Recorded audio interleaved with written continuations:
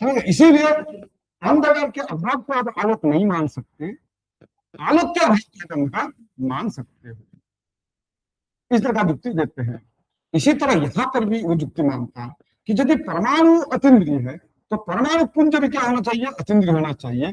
तब वो भिन्न बना देते हैं बौद्ध। नहीं नहीं नहीं, ऐसा किसने कहा? एक क्या अतीन्द्रिय है? केस समूह को दिखाई देता है। 2 मिनट, ये प्रकरण को खत्म। केस तो अतीन्द्रिय है कि नहीं? केस समझ रहे हैं ना? केस को तो हम अतीन्द्रिय मानते हैं, किंतु केस समूह आपका क्या होता है? केस पुंज जो समूह वो हमको दिखाई देता है कि नहीं? कहाँ दिखाई देता है? तो इसीलिए परमाणु के अतीन्द्रिय होने पर भी परमाणु पुंज जो है आपका अतीन्द्रिय है, ये आप नहीं कह सकते। दृष्टांत दे रहा का जिस प्रकार एक परमाणु के अतीन्द्रिय होने पर परमाणु पुंज जो है दिखाई पड़ता है, क्यों? जिस प्रकार एक केस के अदृष्ट होने पर भी केस समूह हमको दिखाई देता है। तब मैं यही कहेगा कि एक बात बताओ, जो दृष्टांत दिए हो, दृष्टांत से जो दृष्टांत की सिद्धि कर रहे हो, कैसे दृष्टांत दृष्टांत शब्द ये नहीं है जो प्रयोग करता है। दृष्टांत होता है महानस, दृष्टांत होता है पर्वतो बन्ही। अर्थात महानस में धूम को देखकर बन्ही की जैसे परिवसान है, व्याप्ति है, उसी तरह पर्वत में धूम को देखकर हम बन्ही की सिद्धि करते हैं। तो दृष्टांत से हम दृष्टांत की सिद्धि करते हैं। तो यहाँ दृष्टांत आपने क्या दिया? केस को दिया। केस अतीन्द्रिय है, केस समूह जो है इंद्रिय ग्राह्य है। यदि एक केस अतीन्द्रिय है, ये कहाँ पर दिखाई देता है तुमको? जब चावल में कोई केस पड़ा रहता है हमको दिखाई देता है कि नहीं? इसीलिए अति दूरात, अति सामीप्यात, यह इंद्रिय ये तरीका देता है कि संज्ञा का। अर्थात अति दूर होने पर दिखाई नहीं देता है, अति सामीप्य होने पर नहीं दिखाई देता है, इंद्रिय के व्याघात होने पर हमको दिखाई नहीं देता है। और जब इंद्रिय व्याघात नहीं है, अति दूर नहीं है, अति सामीप्य नहीं है, एक केस हमको दिखाई देता है कि नहीं? तो एक केस दिखाई देता है तो क्या समूह भी दिखाई देता है। किंतु एक बता दो, एक केस के अतीन्द्रिय इंद्रिय ग्राह्य होने पर भी एक परमाणु इंद्रिय ग्राह्य होना चाहिए, होता है क्या? नहीं होता। तो इस दृष्टांत से आप दृष्टांत की सिद्धि नहीं कर सकते हो। इसलिए अवयव को अतिरिक्त और अवयवी को अतिरिक्त आपको मानना ही पड़ेगा। उस अवयवी का जो संबंध होगा वो होगा आपका समवाय संबंध ही होगा। हाथ और पैर ये हो गया अवयव, और अवयव जो है शरीर।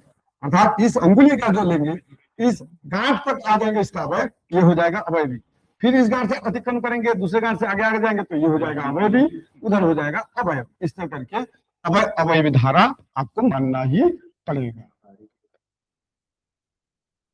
यहाँ तक एक बात दिया। दूसरा जो वाक्य दिया है अगर देखिए, वस्तु भी तंतु भी रेखा पटो निष्पादित कथम भ्रांति। अब इस पर हम चाय पाय पी लीजिए, उसके बाद आएंगे जो गुरु जी अभी कहा था सत्कार्यवाद सत्कार्यवाद। देखिए आचार्य ने इतने पंक्ति में कितना जगत को बता दिया कि सता सज्जायते, असतः सज्जायते और सत असज्जायते अविवर्तते। ये जो 4 पक्ष है दार्शनिकों का, इन 4 पक्ष को इसी लाइन में उन्होंने बताया। वस्तु है ना, वस्तु भी तंतु भी एक पटो निष्पादित कथम भ्रांति से, इसी में उन्होंने बताया। आप सभी थोड़ा सा विश्राम कर सकते हैं। 15 मिनट का चाय का ब्रेक लेंगे हम, और 15 मिनट बाद वापस यहीं से सत्र प्रारंभ करेंगे। चाय बाहर लगी आप सभी के लिए।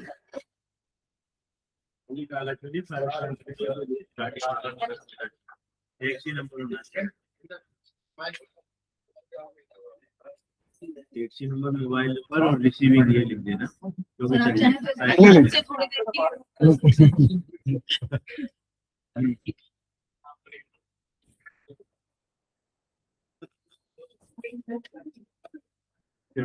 ज्यादा मांग रहे हो, जयपुर से जयपुर यहाँ लाने के लिए 600 रुपए। मैं ओला उबर भेजूंगा तो मुझे आराम से वो मिल जाएगी टैक्सी से।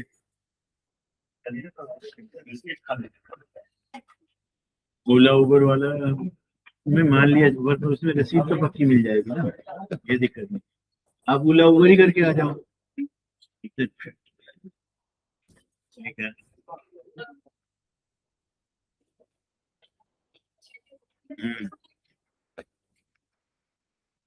मजदूरी का 600 रुपये मजदूरी हो गया, या वो ट्रांसपोर्टेशन चार्ज है, लोकल ट्रांसपोर्टेशन।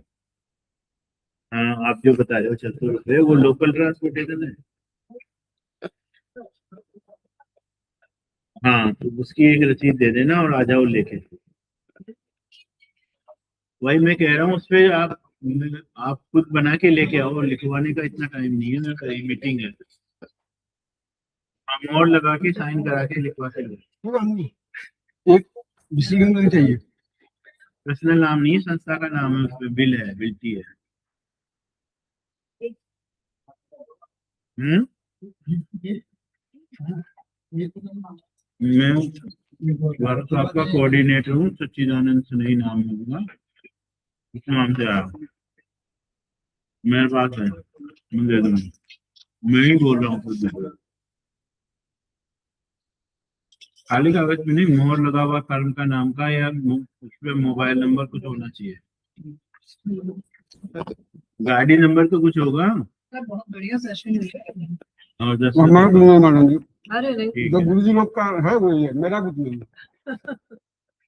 इधर मैंने आपके सामने प्रतिज्ञा कर दिया, कुछ वालों तो नंबर बसते हैं।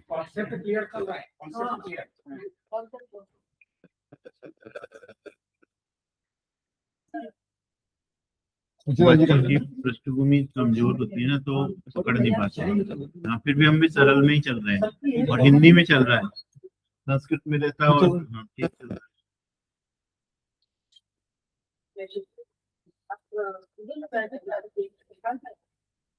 संकेत कर दिया ना, ये जो क्वोट कर दिया ना, क्वोट करके संकेत ऊपर व्याख्या कर दी, मूल इन्हीं को नहीं, ये जो मूल है, यही आधार है। यही आदमी।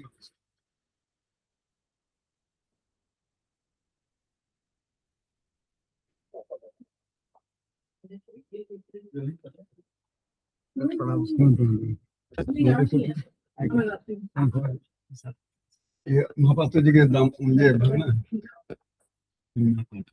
हरे कृष्ण महापात्र जी के मुझे भरना है। तो गौर पे क्या बच्चे। हाँ भागे भागना है ना, सही बोलो, गलत नहीं बोलो। वो कौन है, अशोक कौन है तुम्हारा? भैया होंगे मौसी के। मौसी के भैया अशोक सतपति जो है लखनऊ में, प्रोफेसर हो रहा है, आए थे दिल्ली, आए थे, उसका नाम आए थे। मैंने उसी क्रम से लिया था, जो उपस्थित है उसमें पहले 4 को एक दिन, फिर अगले 4 को एक दिन, आकार अधिक्रम से। बस जो attendance ही लग- सर चाय तो मैं खाई के असली हो तो क्या छाने तो भागवत वाले, भागवत वाले तो चाय पी लेंगे।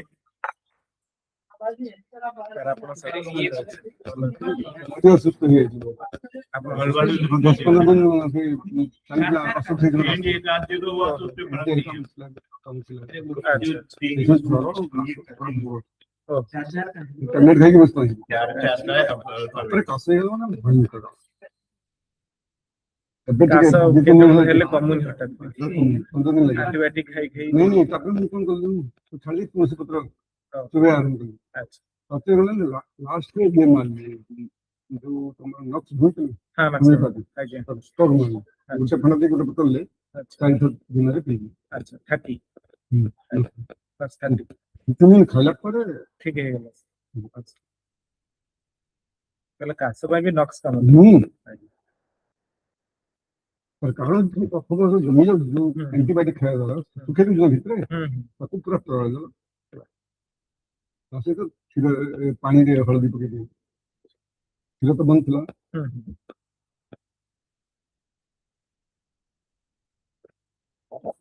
चलिए आपके विवाह रखिए जी का दया हुआ, हम लोग आ गए। नहीं दिया तो क्या है।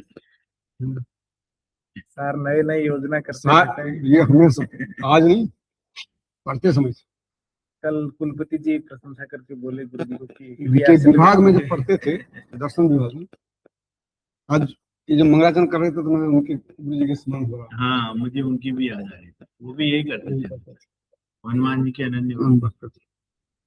ये कैसे हुआ दुनिया हाँ, वही क्या लिखा है। गया था उनके गांव गए हम्म, करेली में, वेणुगोपाल तो वही ज्वाइन कर लिया है। अब थोड़ी सी पोस्ट बढ़ जाने से स्टेबिलिटी आ गई विभाग में, जनरेशन चेंज आ रहा था। ये थोड़ा लगा है, ये थोड़ा लगा है, यहाँ की वही स्थिति है। और सब जानते हैं, पढ़ने पढ़ने वाले जब पढ़ाते भी थे ना, फिर आजकल सब अन्य काम में लगे, हाँ ठीक है। लगा दिया उनको, बस हो गया। एक छात्र बल नहीं है, ऊपर से कार्यक्रम बल नहीं हो रहा है, एक्टिविटीज कम हो रही है, और जो है गेस्ट कॉन्ट्रैक्ट वाले हैं उनको श्रद्धा ही नहीं होता है, वो होता है समय बिताने में। मैं आपको जो कॉन्ट्रैक्ट है ना, वो अपने को खड़े तरीके से समझते हैं। यहाँ भी ये कार्यशाला चलेगी, रिव्यू कर दे रहे हैं 16 तारीख को, ये टिकट बनाकर बैठे 17 को। ये गेस्ट वाले ऐसे नहीं, ऐसा नहीं करना तो पड़ेगा। नहीं चाहिए। कार्यक्रम आपका विभाग का हो रहा है तो आप विभाग में कार्यक्रम पूरा कर दो। टिकट नहीं मिलना सर, आगे से बनाओ तो आपको टिकट चेंज कर लो तो तो सब कुछ हो जाएगा। गलत है ये। फिर हम कर ले 2-3 देखे आपके विभाग के अध्यापक ही चले गए, दृष्टांत बना देंगे। दूसरे अध्यापक क्यों आएंगे यहाँ? थोड़ी परीक्षा चल रही है कोई बात इसलिए नहीं। लोकल अध्यापक और वो नहीं है, और एक वो छात्रों का ये हो गया कि आरपीएससी की 30 तारीख को एक एग्जाम है, तो उसके लिए वो लगे हुए हैं। हाँ, लोग इस महीने पूरा नहीं है, आधा ही दिखा सकता। जो भी है दे रहा है तो और दे रहा है। आप संस्था में काम कर रहे हो, इसी आधार पर एक्सपेक्टेशन तो आपकी है ना कि अगले सेशन में हमें कंटिन्यू करें, तो उसके लिए तो 2 प्रयास तो आपको करने होंगे। एक तो एक्टिविटी में भाग लीजिए, दूसरा एडमिशन बढ़ाइए। एडमिशन नहीं है तो आपका आधार नहीं है, किस आधार पर गेस्ट कॉन्ट्रैक्ट को रखेंगे वहाँ जिम्मेदार।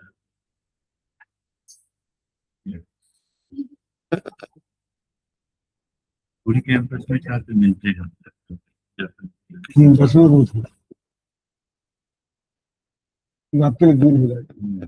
नहीं, मेरे लिए वो सही नहीं, मेरे लिए यही सही है, हिंदी वैरायटी सही है। भोजन की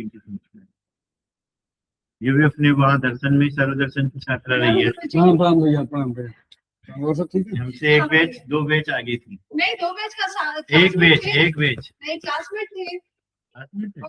ठीक है, धन्यवाद। तो नहीं दर्शन सभा सुन, हाँ हरिराम जी कंटिन्यू किए हो। हाँ, त्रिपाठी गुरुजी तो थे आचार्य प्रथम वर्ष मैंने में। आपके नोट से तो पढ़ाई किया, मुझे लग रहा है 1 बैच आगे थी आप। अरे नहीं भैया, हम दोनों साथी थे फर्स्ट ईयर में। साथ आदि का पहचान नहीं पा रहे हैं। ये मेरे को सीनियर बना रहे जबरदस्ती। अच्छी बात है ना, अच्छी बात है। मुझे ऐसे याद है, इनसे नोट मांग मांग के मैं याद करता था। मैं उस समय लिखती थी तो इसलिए हाँ, हो सकता है आप हाँ। लेते। हाँ, मैं इधर बैठती हूँ। गरीब बैठी, अब यही क्या है ना, विभाग में है। हाँ, मैं उधर हूँ, जगत गुरु में है। वो गाने सर्वसंग एक परिवार है, तो वहाँ कितना दे रहा है। बस मत पूछिए गुरुजी। महेश जी हाँ, हाँ, अभी वो भी आएंगे, विभागाध्यक्ष वही है। 17 तारीख को आएंगे वो। तो उनको कह रही बढ़ाने के लिए, वो कुछ नहीं कर सकते।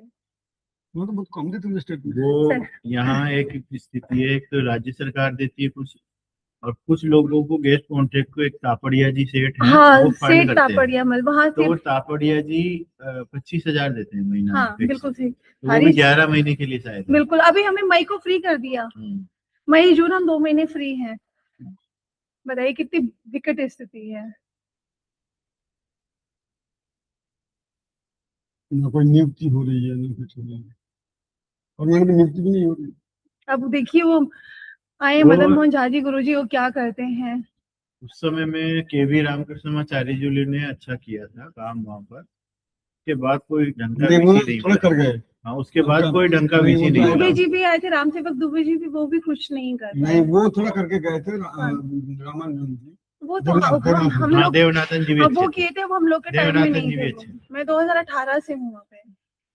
उन्होंने कुछ नियुक्ति ऐसे तो उसमें तो वही नियुक्ति की, हाँ हाँ, 2012 की नियुक्ति होंगी। किंतु कोई प्रमोशन नहीं। तो गुरुजी आप लोग अपना आशीर्वाद दीजिए कि मेरे को कहीं हमारे यहाँ यहाँ नहीं भरे थे, एलबीएस में भरा था, इंटरव्यू देने नहीं आई थी मैं। वो आपको पहले से जहाँ गुरुजी से बात हुई थी तो वो मुझे बोले कि आज अगर हम रहते तो हम नहीं जीते, तय करके हम नहीं के लिए था। ये संस्थान वाले में नहीं भरे थे, आदर्श वाले। आदर्श वाले में नहीं, मुझे पता नहीं कहाँ दूर दूर उठा के नहीं देते। नहीं, तो नहीं है, कहीं तो देगा। यही यही करना मुझे इसी के अंदर। दे दिया सुवेदी जी को, कोलकाता मिल गया आदर्श यहाँ में। पे जैन दर्शन में खाली हुआ है। जैन दर्शन में भी खाली हुई थी, गेस्ट कॉन्ट्रैक्ट वाला लगा है लड़का। किसको लगाया है? हाँ? नेपाल के सुवेदी भी हो गया। हाँ एक पोरेल कोई हुआ है, उसका हुआ है, अच्छा ये हुआ है दरुण। हाँ हाँ हाँ पेडल तो वो भी नेपाली है, अभी तो जैन साहित्य का- में है कल। एक यहाँ से गए राकेश कुमार जैन, वो अम्बाला गए हैं। हाँ, राकेश कुमार जैन जी का एक अंबाला हुआ है। श्रीओम जी है व्याकरण के, वो उनको हरिद्वार एक बात है, हाँ उनको फिर जो हरिद्वार अच्छा मिला। किया कि अपने टीम में जो थे, हाँ हाँ उन्हीं में कुछ जो योग्य थे उनको धीरे धीरे भेज दिया। जो अच्छे अच्छे लोग हैं उनको दे रहे हैं ना आदर्श में, तो आदर्श का भी अभी स्थिति सुधरेगा। वहाँ अब 100% ग्रांट कर दिया, ट्रांसफरेबल कर दिया, अच्छे योग्य अध्यापकों की नियुक्ति हो रही है। भविष्य में उनमें से जो और ए ग्रेड कर दिया, ग्रेडिंग सिस्टम ला दिया, तो उससे उन्नयन तो हो रहा है। नए आदर्श की भी संभावना है, अभी लगभग 20 नए आदर्श बन सकते हैं, सर्वेक्षण हुआ है अन्य अन्य महाविद्यालयों का, उसमें और भी फिर इनका दायरा मजबूत हो जाएगा। वहाँ फिर जितने पद है वो निकलेंगे एक्सपेंशन के लिए। पर यह है कि इनका टर्म अभी कम बचा है, जनवरी तक ही है सरकार, जिसमें अक्टूबर तक उनका पावर अक्टूबर में हमारे यहाँ खाली होगा लास्ट में। तो वो पता नहीं संस्थान छोड़कर यहाँ आएंगे क्या ये। नंबर हो कहीं दूसरी जगह हो, ये हो जाए महाराष्ट्र में, नागपुर में स्टेट यूनिवर्सिटी में शायद वो नहीं जाएंगे, 4 साल या यूजीसी में या यूजीसी में जा सकते हैं। वो दिल्ली छोड़कर शायद अब नहीं जाएंगे। दिल्ली का जो केंद्र का सत्ता का और सारा समन्वय रहता है वो स्टेट में नहीं होता। कवि कुलगुरु से तो आए ही थे, फिर कवि कुलगुरु में जाएंगे, सही बात। एलबीएस में खाली हो रहा है तो हो सकता है एलबीएस में पड़े। हाँ, पहले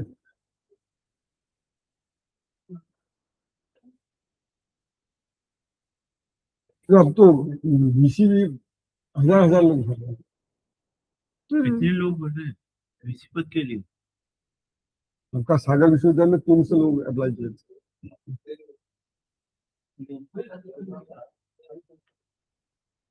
ये संबरान का निकला है, संबरान में भी हाँ हो जाएंगे, 200-300 हो जाएंगे। भाई जो प्रोफेसर हो गया, दर्शन हो गया, हाँ भाग्य अजमाने जैसा ही है। भाग्य अजमा के देखते हैं।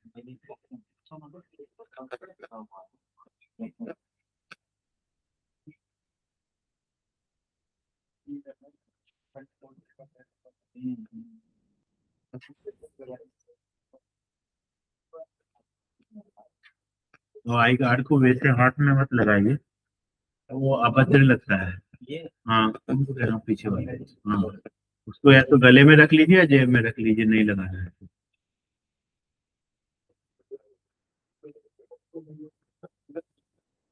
बुला लीजिए ना, अब बुला लीजिए क्या करना है? चेतन जी, मेरी गम मारेंगे, बुला लीजिए सब लोगों को। शास्त्रीय गप तो मारेंगे। बाहर बजे क्या करेंगे गर्मी में? ये मक्खी तंग कर देती है इधर, पंखे बंद होते ही। थोड़ा पंखा चलाना ही होगा, मक्खी तंग कर रही है। उधर वाला पंखा चला दो।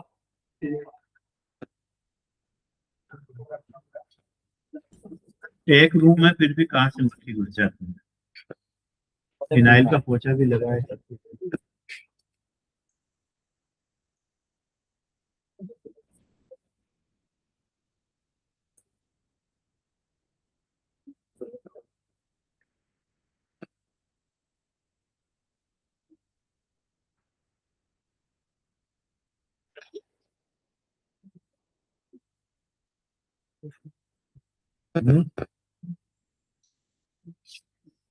न्यायकोश का पत्र नहीं, ये न्याय पारिभाषिक शब्दावली न्यायकोश एक उनका भी है, दिमागचार्य जल की बद्रीनाथ इनका, मैं पीडीएफ भेज दूंगा, और भी है मेरे बलिराम शुक्ल जी का हिंदी में है। बलिराम शुक्ल जी का भी है, नवी न्याय के पारिभाषिक पद पदार्थ, हिंदी में है। अच्छा विस्तृत व्याख्या है मेरे पास था। एक ये है, एक बद्रीनाथ शुक्ल जी का पंचलक्षणी है, ये राजस्थान से प्रकाशित है, हाँ अकादमी से। उसकी भूमिका देखिए, हाँ उसमें भी है, वो भी ग्रंथ है उनका। रघुनाथ शुक्ल। और आर्काइव में मिल जाएगा आपको, आर्काइव में भी वो उपलब्ध है इसके लिए।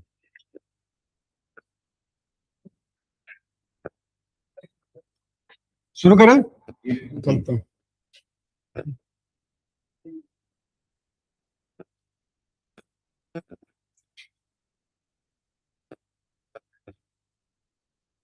चलिए, चाय पीनी है? आ जा रही है ना? आ रही है ना? चलो चलिए, अब जब नाश्ता करके आ गए, चाय पानी पी के आ गए, तो मन को तीन ही विद्वान होते हैं, एक साहित्यिक होता है, एक वैयाकरण होता है, एक नैयायिक होता है। कथा में ले आता हूँ। वो एक वो वाली भी सुनाना सर, वो सुनाइए। जो घंटे वाला घंटा नहीं। समझ गए? तो आएगा वो, न्याय में जब आएंगे तो बताएंगे उसको। तो हमारे साथ जानते ही हैं, हंसी मजाक वाला माइंड को थोड़ा सा ले आते हैं, एक जगह पर स्थिर करना है। तो तीनों बैठे थे, यज्ञ चल रहा था। तो यज्ञ करने के लिए चाहिए साधु शब्द का ही निषेधन करना चाहिए, साधु शब्द का उच्चारण करना चाहिए, साधु का प्रयोग नहीं करना चाहिए। तो अभी वो कहा ना, रामादिवत प्रवर्तितव्यम न रावणादिवत। क्यों ये शब्द क्यों कहा गया? राम की तरह प्रवृत्त होना चाहिए, रावण की तरह प्रवृत्त नहीं होना चाहिए। ये शास्त्र हमको प्रवृत्ति मार्ग क्यों बताता है? क्योंकि धर्म किससे करते हैं?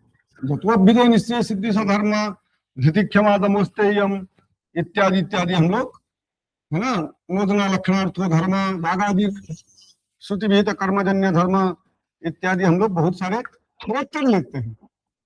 किंतु वस्तु स्थिति जो धर्म है वो है राम विग्रहवान धर्म। राम का विग्रह जो है वही हमारा धर्म है। स्वरूप, मूर्ति, जो स्वरूप, क्यों? वो मर्यादा पुरुषोत्तम थे। तो यज्ञ हो रहा था, तो एक ने कहा कि रामाय स्वाहा, साहित्यिक, रावणाय स्वाहा, हनुमानाय स्वाहा कहने लगा। तो भैया का बीच में बैठा था, तो कहा गलत बोल रहे हो, हनुमानाय कहाँ होता है भाई? हनुमते स्वाहा होना चाहिए था, तुम अशुद्ध उच्चारण कर रहे हो, अपानी नहीं हो। समझ गए? तो इसी में दोनों में, वैयाकरण और नैयायिक में, साहित्यिक में झगड़ा लगने लगा। समझ गए? कहा क्यों? रामायण चतुर्थी में अगर हो सकता है तो हनुमान क्यों नहीं होगा? ये तुम्हारा मुख्य, तुम करते रहो, साधु शब्द है असाधु शब्द है, ये तुम्हारा काम है, मेरा काम नहीं है। तो जब इन दोनों का झगड़ा हुआ तो नैयायिक ने कहा कि ऐसा नहीं, ये सब विभक्ति विभक्ति चक्कर में क्यों पड़ोगे, सीधे कहो ना, राम शब्द से चतुर्थी विभक्ते जद रूपम तदवच्छेद कावच्छिन्नाय स्वाहा। समझ गए? नहीं समझे? अब मैं समझाता हूँ। रामाय स्वाहा जब कहा दिया तो वो कहा मैं, तो रामादिवत प्रवृत्ति मुझे ही तुमने प्रवृत्त कर दिया, मैंने कर दिया। तब उन्हें कहा कि राम शब्द का चतुर्थी विभक्ति में जो रूप होगा उसका अवच्छेदक जो धर्म होगा वो रामत्व धर्म होगा। वो रामत्व धर्म से अवच्छिन्न रामी होगा, उसको स्वाहा करो। तो वो रामत्व धर्म केवल राम जी में होगा, भगवान राम में होगा, न कि हम में होगा। तो ये नैयायिकों का और वैयाकरण का चलता है टकराव। समझ गए? अब आते हैं, यहाँ एक पंक्ति हम देख रहे थे, जहां था वो निकालो तो 11 पेज में, सबके दृष्टि में आनी चाहिए पंक्ति। स्क्रीन पे देख सकते हैं। हाँ, स्क्रीन पे थोड़ा जूम करके लगा दीजिए। एक पंक्ति उन्होंने लिखा है, अभी जो आचार्य जी ने पूछा था लोक के लिए कैसे होगा, अब वही बता रहे हैं। सर्वलोक व्यवहार विसंवादिनी खलु ऐसा मम प्रतीति। लोक व्यवहार कैसा होता है? तो पहला जो वादी आता है बौद्ध। बौद्ध का कहना है असतः सत जायते, असत से ही सत की उत्पत्ति होती है। अब न्याय सूत्र का ये असतः सत जायते को लेकर वो लिख रहे हैं, अभावाद भावोत्पत्ति ही। चतुर्थ अध्याय के प्रथम ये में जो है अन्य के भी लिखते हैं, अभावाद भावोत्पत्ति नानुपमुद्यमान करके पंक्ति लिखते हैं। तो अभाव से भाव की उत्पत्ति, अर्थात बीज से अंकुर की उत्पत्ति होगी।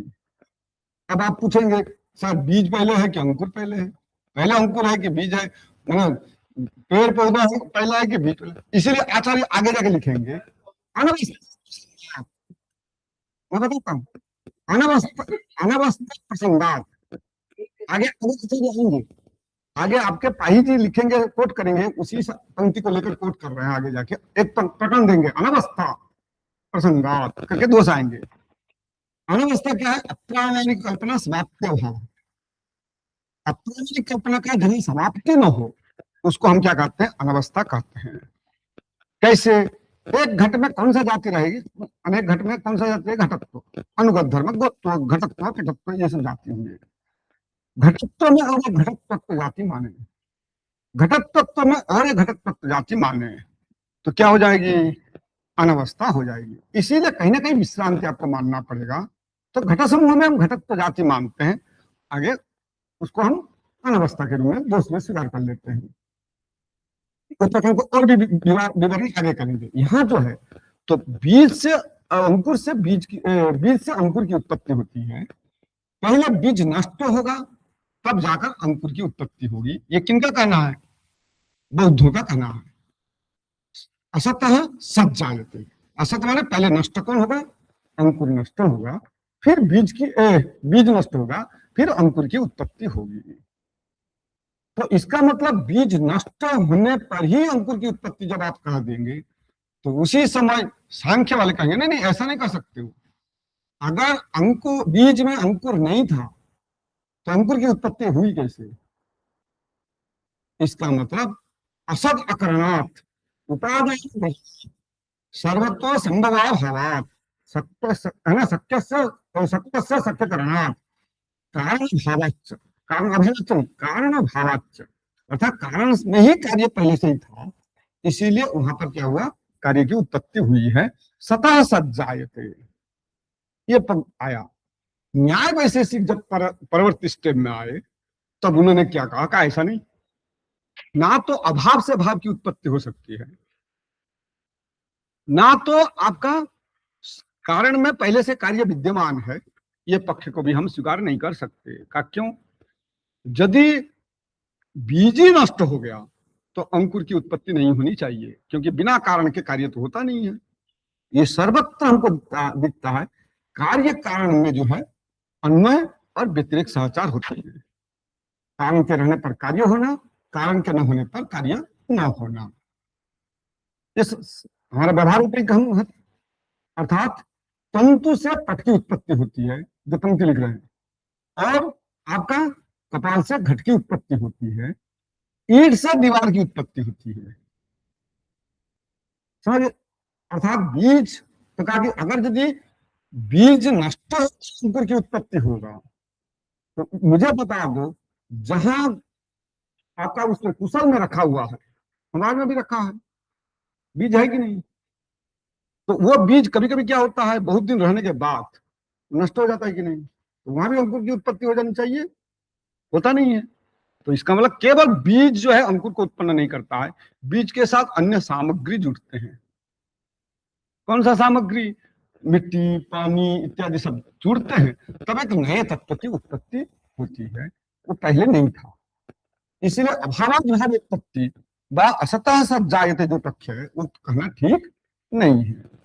दूसरा पक्ष जो आता है सतः सज्जायते का, यदि आपने तिल से तेल की कल्पना करते हो, तिल में ही तेल पहले से ही था, बीज में ही अंकुर पहले से ही था, सतः सज्जायते जो आप पक्ष रखेंगे, तो मुझे बताइए, तो तिल से भी हमारा सब्जी बन जाना चाहिए था ना? तो प्रधानमंत्री जी को तिल का निषेध करना चाहिए था, तेल का निषेध नहीं करना चाहिए था। समझ गए? सरसों का निषेध करना चाहिए था ना, तेल का निषेध नहीं करना चाहिए था। इसका मतलब तिल में तेल पहले से नहीं था, अन्य सामग्री के जुड़ने के बाद एक नवीन तत्व की उत्पत्ति हो रही है, इसीलिए आपको असत कार्यवाद ही मानना पड़ेगा। ना तो आप अभाववाद को मान सकते हैं, ना तो आप सत्कार्यवाद को मान सकते हैं, अपितु आपको एक क्या मानना पड़ेगा? असत कार्यवाद मानना पड़ेगा। उस असत कार्यवाद का जो मूलभूत स्तंभ है वो है आरंभवाद, जिसको आगे भी आचार्य कहेंगे आरंभवाद, परमाणु कांतावाद, अर्थात परमाणु से ही जगत की सृष्टि होती है। कितने परमाणु होते हैं? तीन के, चार के, पृथ्वी जल तेज वायु। इसीलिए कारिकावली में लिखते हैं मुक्तावलीकार, द्रव्यारंभ चतुर्षु स्यात्। और द्रव्य का आरंभक जो होते हैं तो चार ही होते हैं, पृथ्वी जल तेज वायु के परमाणु। जो लोग प्रकाशन में पढ़े हुए लिखेंगे इन्हीं चार में देखेगा, पृथ्वी द्विधा, नित्या अनित्या, नित्या परमाणु रूपा, अनित्या कार्य रूपा, फिर शरीर विषय भेदात। उसी तरह जल में, तेज में, वायु में, इन जगह पर आता है। इनको किसी से कहना है कि एक असत कार्य की उत्पत्ति होती है, वो कार्य की उत्पत्ति होगा कारण समुदाय से ही होगा। आप मुझे बताइए एक तंतु से पट की उत्पत्ति हो सकती है क्या? नहीं हो सकती है। लोक ऐसा दिखाई नहीं देता है। लोक व्यवहार का दिखाई क्या देता है? तंतु समूह से ही पट की उत्पत्ति होती है। इसलिए उन्होंने लिखा है सर्वलोक व्यवहार अभिसंवादिनी। विसंवादी ज्ञान जो है भ्रमात्मक ज्ञान होता है। आप लोग प्रमाण वार्तिक पढ़े हो, सुने होंगे नाम, धर्मकीर्तिका प्रमाण वार्तिक है। वह प्रमाण का लक्षण लिखते हैं, अभिसंवादकम ज्ञानम प्रमाणम। हाँ, उन्हीं का ही है, दोनों उन्हीं का ही है। किंतु मूल जो है पहले उन्होंने प्रमाण वार्तिक लिखा, उसके बाद न्याय बिंदु लिखा। तो प्रमाण वार्तिक में उन्होंने अभिसंवादकम ज्ञानम, उसका मनोरथी नंदी जो वृत्ति करते हैं तो वो लिखते हैं विसंवादम भ्रमात्मक ज्ञानम वंचनात्मकम ज्ञानम। मनोरथी नंदी उसकी टीका मिलती है संस्कृत टीका। तो उसे विसंवाद का अर्थ क्या करता है? वंचनात्मकम अर्थात मिथ्यात्मकम। अभिसंवादम ज्ञान जो होगा वो क्या होगा? आपका यथार्थ ज्ञानी होगा। इतने में वो प्रमाण वार्तिका संतुष्ट नहीं है, अंततः भगवती प्रमाण करके वो देते हैं। अभी विसंवाद भ्रमात्मक ज्ञान, सुक्ति में रजत का ज्ञान, रज्जु में सर्प का ज्ञान, ये सब भ्रमात्मक ज्ञान है कि नहीं? हाँ नॉलेज है ना, यथार्थ ज्ञान जिसको हम कहते हैं। समझ गए?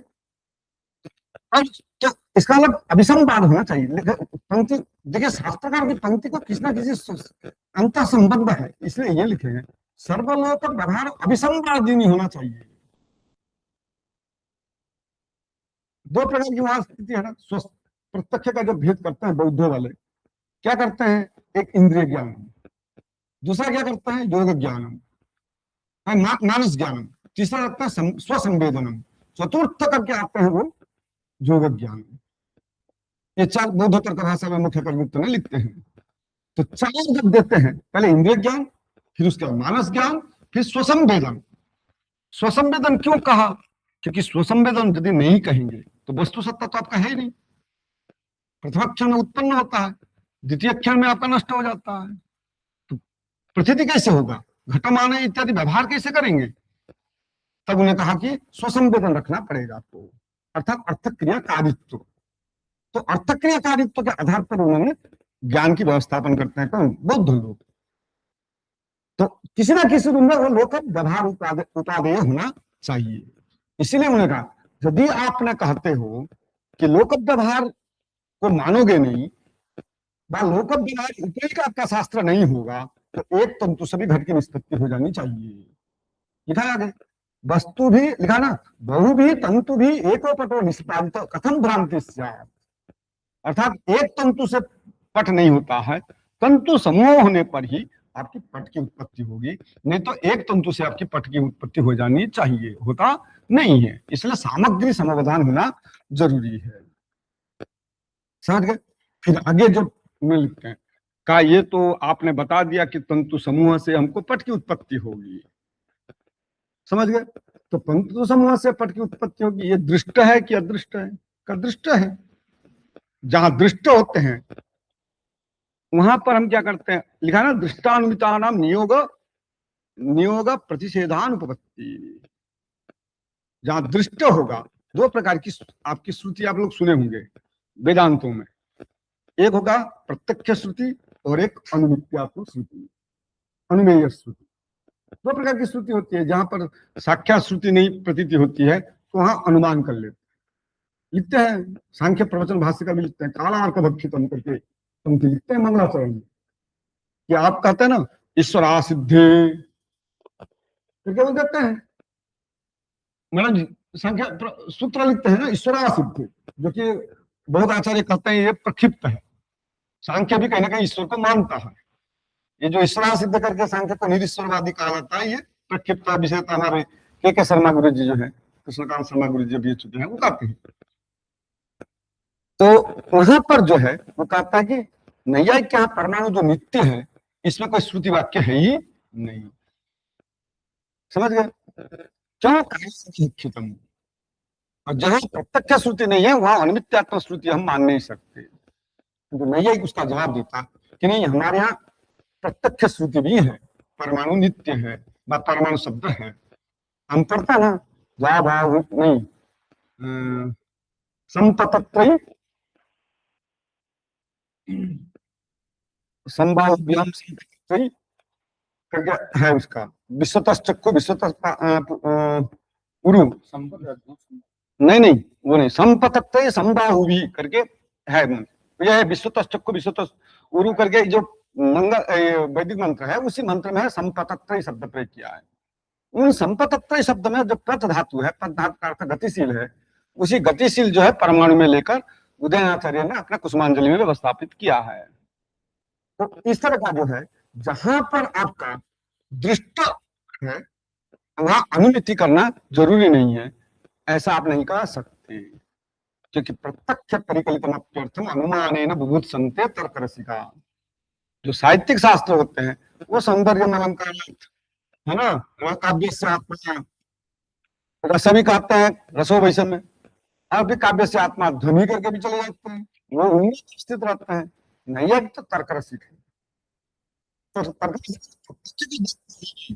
जैसे अभी सामने बताया था ना, हाथी के सूंड को छू के भी कहते हैं ये हाथी का है, तो उसी तरह हमारे हाथी के चित्कार को सुन के भी हम हाथी का अनुमान करते हैं। प्रत्यक्ष परिकल्पितम अनुमान बुभुत संते तर्क रसिका। प्रत्यक्ष हम वस्तु को देखते हैं, देखने के बाद भी हम अनुमान से उसको सिद्ध करना चाहते हैं, क्योंकि हमारा उससे रस की उत्पत्ति होती है। यह की दृष्टि है। ये सरस्वती मिश्र जी का पंक्ति है। तो इसका मतलब जब आप दृष्टि अनुमेति है, उसका आप प्रतिषेध कदापि नहीं कर सकते, अर्थात प्रत्यक्ष से सिद्ध होने पर भी आप अनुमान से उसको सिद्ध कर सकते हैं, उसमें कोई आपत्ति नहीं है, किंतु उसके लिए आपको हेतु इत्यादि सही होना चाहिए। ठीक है, इसी तरह करके उन्होंने प्रतिविज्ञा का और परमाणु अवयवीवाद को इस तरह का भी व्यवस्थापित करने के लोक संग्रह के लिए व लोक संवेदन के लिए हमको इस तरह का पदार्थ को ग्रहण करना पड़ेगा। क्या चीज? कोई आपत्ति नहीं है, प्रमाण संप्रभ हम तो मानेंगे ही। ये इसी को दृष्टि में देखिए, भूमिका में इन्होंने ये रख दिया। आगे जाके कहेंगे कि भाई आप जो प्रत्यक्ष से सिद्ध है वो अनुमान से कैसे सिद्ध करोगे, बात जहां प्रत्यक्ष प्रमाण से सिद्ध है आप उसको अनुमान प्रमाण से व शब्द प्रमाण से कैसे सिद्ध करोगे। समझ गए कैसे होता है? आपने प्रमाण संप्रभ उठा दिया, ये तो हमने जड़ यहाँ रखा, आगे जाके उसका विस्तृत वाही जी का जो दृष्टि है वो कहेंगे आगे जाके उसकी व्यवस्थित करेंगे। जैसे आपका आत्मा है, आत्मा अपना कितने प्रकार की है? दो प्रकार की। नहीं आई वैशेषिक में जो है दो प्रकार के आत्मा होते हैं, एक होता है जीवात्मा और एक होते हैं परमात्मा। तो जीवात्मा जो है प्रति शरीर भिन्न भिन्न होता है और परमात्मा जो है ईश्वर होता है। ठीक है, दोनों को अब अलग करते हैं। जीवात्मा आपका प्रत्यक्ष वेद्य है कि अनुमान वेद्य है, यह प्रश्न उठता है। सभी जीवात्मा, सोच के बोलिए, अब अपने अनुभव करिए कि सभी जीवात्मा प्रत्यक्ष वेद्य है कि अनुमान वेद्य है। हम कहेंगे नहीं, स्वात्मा जो प्रत्यक्ष वेद्य है, अहम अस्मि, अहम स्थूलः, अहम कृशः, अहम सुखी, अहम दुखी इत्यादि प्रतीति कहाँ हो रही है? आत्मा में होती है। अहम का अवच्छिन्न कौन होता है? आत्मा ही होता है। तो मेरा आत्मा जो है सुख दुख के आधार पर हम प्रत्यक्ष वेद्य हैं। ठीक है, परात्मा को कैसे जानेंगे? उसके लिए हम अनुमान लेते हैं। सुख दुख इच्छा द्वेष ज्ञानानि आत्मनो लिंगम। तो न्याय सूत्र का जो आत्मा का जो ये साधन बताया, अनुमान बताया, वो परात्मा के लिए। जो स्वात्मा है वो प्रत्यक्ष वेद्य है, मैंने अपने आत्मा को हम प्रत्यक्ष वेद्य मानते हैं, दूसरे आत्मा को हम क्या मानते हैं? अनुमेय मानते हैं। ठीक है, जो ईश्वर है, परमात्मा है, उस परमात्मा को हम प्रत्यक्ष प्रमाण से सिद्ध नहीं कर सकते, क्योंकि प्रत्यक्ष प्रमाण के लिए क्या क्या चाहिए? हमको सामग्री चाहिए। हमको आप देख रहे हैं, मैं आपको देख रहा हूं, क्यों देख रहा हूं? आपका, आप में रूपवत्ता है, आप में महत्ता है, इसीलिए हम उद्भूत रूपवत्ता और महत्ता जो है प्रत्यक्ष का प्रयोजक है। ये जिसमें होगा उसी को हम प्रत्यक्ष कर सकते हैं। ईश्वर में तो कोई महत्ता है ही नहीं, समझ गए? और ना तो कोई उद्भूत रूपवत्ता है, तो प्रत्यक्ष विद्या है नहीं। तो मानस विद्यमान का मानस विद्या करने के लिए क्या होता है? परात्म व्यावृत्त विजातीय आत्म संयोग होना चाहिए। ऐसा तो हो नहीं सकता, क्योंकि कोई वस्तु को हमने देखा नहीं, तो आज विजातीय आत्म संयोग कैसे करेंगे हम? इसीलिए ना मानस विद्या है। अनुमान से करिए, अनुमान से भी नहीं कर सकते। क्यों? अनुमान के लिए लिंग दर्शन चाहिए, व्याप्ति स्मरण चाहिए, नहीं कर सकते। तो उपमान से करिए, का सादृश्य बताओ, ईश्वर सदृश कोई वस्तु तो बता दो। का ईश्वर सदृश कोई संसार में है ही नहीं, तो ईश्वर को भी हम नहीं कर सकते सादृश्य से। का शब्द प्रमाण से करो। का एक बार बताओ, वेद को बनाया किसने? ईश्वर ने बनाया। हम पौरुषेयवादी, हम अपौरुषेयवादी नहीं। व्याकरण है तो क्षमा प्रार्थी हूँ, मीमांसा वो लोग अपौरुषेयवादी है। व्याकरण, अद्वैत, वेदांती, ये सब जो है मीमांसक, ये सब है वेद को अपौरुषेय मानते हैं। अपौरुषेय वेद करके मनुस्मृति में भी आया है, ठीक है? तो इसका मतलब अपौरुषेय वेद मानते, हम तो पौरुषेय वेद मानते हैं। तो पुरुष कर्तृत्व है कि नहीं? कौन सा पुरुष कर्तृत्व है? ईश्वर पुरुष कर्तृत्व है। तो ईश्वर तो बनाया वेद को, तो वेद क्या है? संदिग्ध हो गया कि नहीं? जो संदिग्ध है, अभी ईश्वर सिद्धि हुई नहीं, और ईश्वर के द्वारा वेद ही प्रमाण हो गया, श्रुति प्रमाण होगा। जो स्वयं ही का है, वो कैसे ईश्वर को सिद्ध करेगा? संदिग्ध व्यक्ति तो यथार्थ युक्ति देने ही सत्य निर्णय नहीं कर सकता, इसलिए शब्द प्रमाण से ईश्वर की सिद्धि नहीं कर सकते, ठीक है? उसी पर उदयनाचार्य एक आचार्य है, जिन्होंने वैशेषिक में भी यथागति, न्याय में तो ही है, और कहा तो जा इसको प्रामाणिक, यद्यपि हम लोग कहते हैं ना तत्व चिंतामणिकार जो है, गणेश उपाध्याय जो है न्याय शास्त्र के 90 न्याय के जो है प्रतिष्ठापक क्या कहते हैं, कुछ लोग कहते नहीं नहीं यही हमारे सूत्रधार है, ऐसा नहीं है। सबसे बड़ा जो जन्म किसको कहते हैं, बाल्यावस्था है, वो जो है उदयनाचार्य है। उसका जुबान आता है वो शशाधराचार्य इत्यादि में आता है, और सप्त पदार्थी में भी आता है। उसके बाद उसका मतलब वृद्धावस्था जो है वो वृद्धावस्था है गणेश उपाध्याय में। तो कैसे देखिए, प्रतियोगिता, अनुयोगिता, ये सब तो सब कौन प्रयोग कर गए? उदयनाचार्य ने कर गए। अब इसी को जोड़ के आगे व्याख्या विवृत्ति दिए हैं गणेश उपाध्याय। तो उदयनाचार्य ने देखो, ऐसे ही हमारा भारत भूमि की महत्व है। देखिए, जो भगवान को भी आशीर्वाद दे सकता है और भगवान को ललकार भी सकता है, ये हमारा भारत भूमि की संस्कृति है। आपके मधुसूदन ओझा जी थे, ले रहा हूँ आचार्य का नाम, मधुसूदन ओझा जी। क्या लिखा उन्होंने शारीरिक विज्ञान भाष्य में? क्या लिखा उन्होंने? संशय तदुच्छेदवाद। कितने वर्ण पर लिए, व्याकरण पर भी लिखे हैं, वेद पर भी लिखे, क्या क्या ना लिखे हैं, साहित्य भी लिखे। वो है उनका दिग्विजय, कोई स्तोत्र है, इंद्र विजय काव्य, मधुसूदन ओझा जी का। तो आचार्य ने कैसे लिखा? तो ये है आचार्यों का कैसे लिखी। एक बार थोड़ा कहानी भी सुना देता हूँ। उदयनाचार्य ऐसे विद्वान थे, जब गए, क्योंकि मिथिला उस समय तो होता नहीं ना, फ्लाइट नहीं होता था, ट्रेन नहीं होता था, उस समय पैदल चलते थे। अगर हमारे सचिदास जी हमको बुलाते जयपुर आने के लिए, तो 3 दिन पहले हमको पैदल निकलना पड़ा, कि 4 दिन, 1 सप्ताह पहले निकलना पड़ता। तो जगन्नाथ जी पहुंचे रात को 1 बजे पहुंचे, तो जगन्नाथ जी का दरवाजा बंद था वहां पर। तो वहां एक जगन्नाथ जी के जो 4 द्वार हैं, एक सिंह द्वार है, एक अश्व द्वार है, एक गज द्वार है, और एक बताएंगे आचार्य जी, हस्तिका द्वार, समझ गए? 4 द्वार हैं। तो पूर्व द्वार जो है सिंह द्वार है, उसको मुख्य माना जाता है। तो उसके सामने एक है गरुड़ स्तंभ है, गरुड़ स्तंभ नहीं, अरुण स्तंभ। अरुण स्तंभ पर पहुंचे, वहीं पर खड़े हो गए, और भगवान का कहे कि तुमने इतने मदमत्त हो गए कि जैसे मुझ जैसा विद्वान आया यहाँ खड़ा है और दरवाजा बंद करके बैठे हो अंदर, ऐश्वर्य मदमत्तो सी, इतना ऐश्वर्य मदमत्त हो गए। माम अवज्ञा अवदिष्ट से, मुझे अवज्ञा करके खड़े हो। पुनर्बौद्धे समायाते मदधीना तव स्थिति, अगर बौद्ध काल आ जाए ना तो मैं सिद्ध कर दूंगा कि तुम हो नहीं। समझ गए? तो ये ललकारे कौन? उदयाचार्य, क्योंकि उसमें निष्ठा थी। हम्म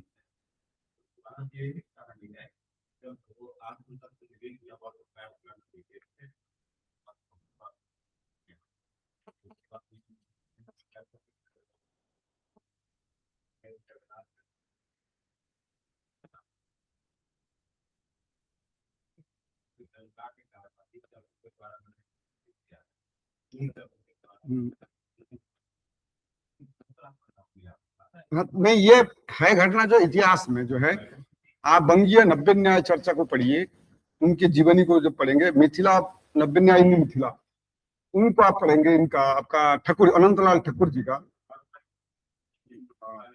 हाँ नहीं, अनंतलाल ठाकुर जी का जब इंग्लिश को पढ़ेंगे और बंगीय नब्बे न्याय विद्यालंकार विद्याभूषण जो है उनका ग्रंथ को पढ़ेंगे तो आपको ये सतीश चंद्र विद्याभूषण, तो उनके किताब में ये इस तरह की आती है। क्योंकि दिन में अगर जाते तो दरवाजा बंद नहीं होता, इसका मतलब रात्रि कल्पना करेंगे अर्थापत्ति से, है ना। क्योंकि जगन्नाथ जी का जो है दिन में मंदिर बंद नहीं होता है, कपाट नहीं बंद होता है।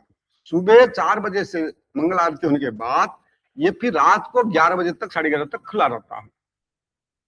ये उसका विधि है, समझ गए? इसका मतलब जब गए दरवाजा बंद है तो इसका मतलब रात हो चुका था, इसलिए हम रात्रि की कल्पना करेंगे। पीनोयम देवदत्त दीवान भूते, समझ गए? तो रात्रि भोजन की हम कल्पना करते हैं, तो अर्थापत्ति से हम ले लेंगे। तो इसीलिए तब उन्होंने क्या, जगन्नाथ जी का दरवाजा खुला, फिर जगन्नाथ जी का पूरा रत्न सिंहासन से उनको वही दर्शन हो गया। दूसरे दिन उन्होंने फिर प्रतिज्ञा किया कि मैं ये न्याय कुसुमांजलि लिखूंगा जिसमें हम ईश्वर की सिद्धि करेंगे। और पूरा उन्होंने ईश्वर की सिद्धि करने के लिए 5 स्तबक में है, 4 स्तबक में बौद्ध, जैन, मीमांसक और सांख्य का मत को खंडन किया। 5म स्तबक में जाकर उन्होंने ईश्वर की सिद्धि किया। का संसार में जितने भी कार्य कारणवाद है, किसी न किसी कारण से ही कार्य की उत्पत्ति होगी। कोई भी कार्य है, इतना बड़ा आपने बिल्डिंग है, बिल्डिंग तो कोई ना कोई कारीगर बनाया होगा ना, समझ गए? तो इतने बड़ा जो संसार है, इन संसार को भी कोई ना कोई संचालन करता होगा, तो वो कौन करेगा? अंततः बचा कौन है? परिशेषानुमान से ईश्वर की सिद्धि करते हैं।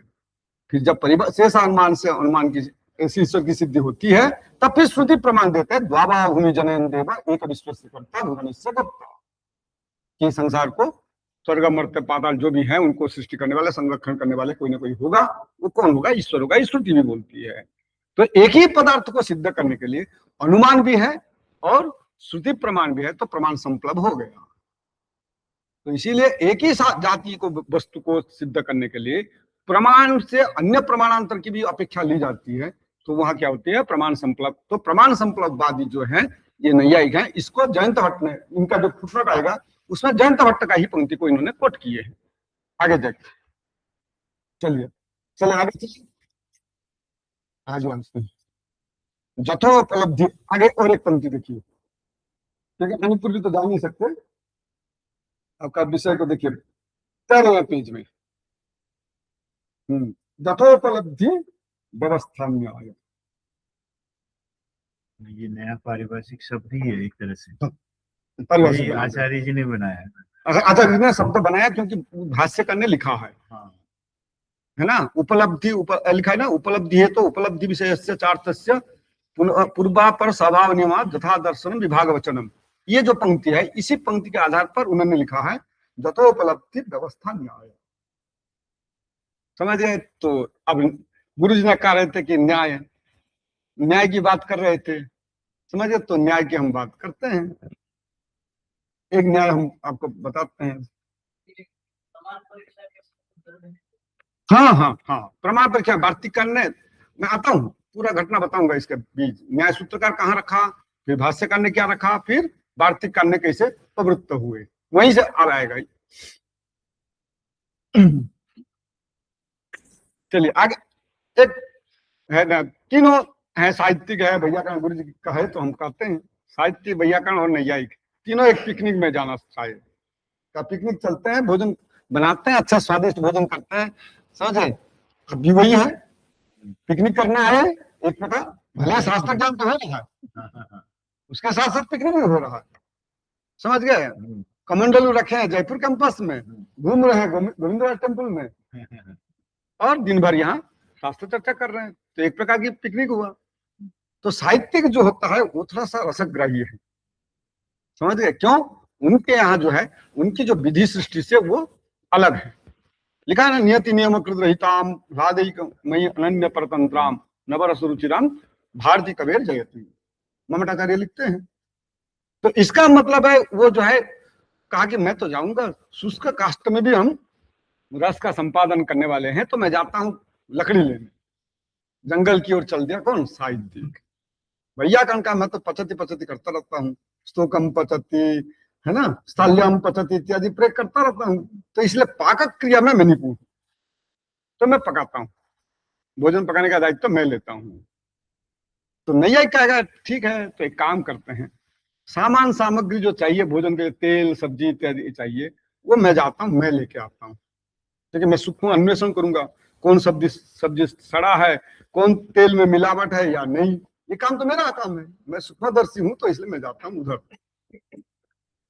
तो भैया नहीं, साहित्यिक जो गया वो शुष्क काष्ठ में भी रस का निष्पादन करने लगा, तो उसको कोई माने जालने के लिए जो चाहिए, दहन अनुकूल जो काष्ठ चाहिए, वो काष्ठ कोई वो उपलब्ध उसके पास हुआ नहीं, वही माथा पटकता रह गया जंगल में। तो वैयाकरण का क्या, भूख लगी है, दोपहर का टाइम हुआ, क्या करें, तो वही कुछ पत्ते पत्ते सूखे पत्ते था तो लगा के जलाने लगा।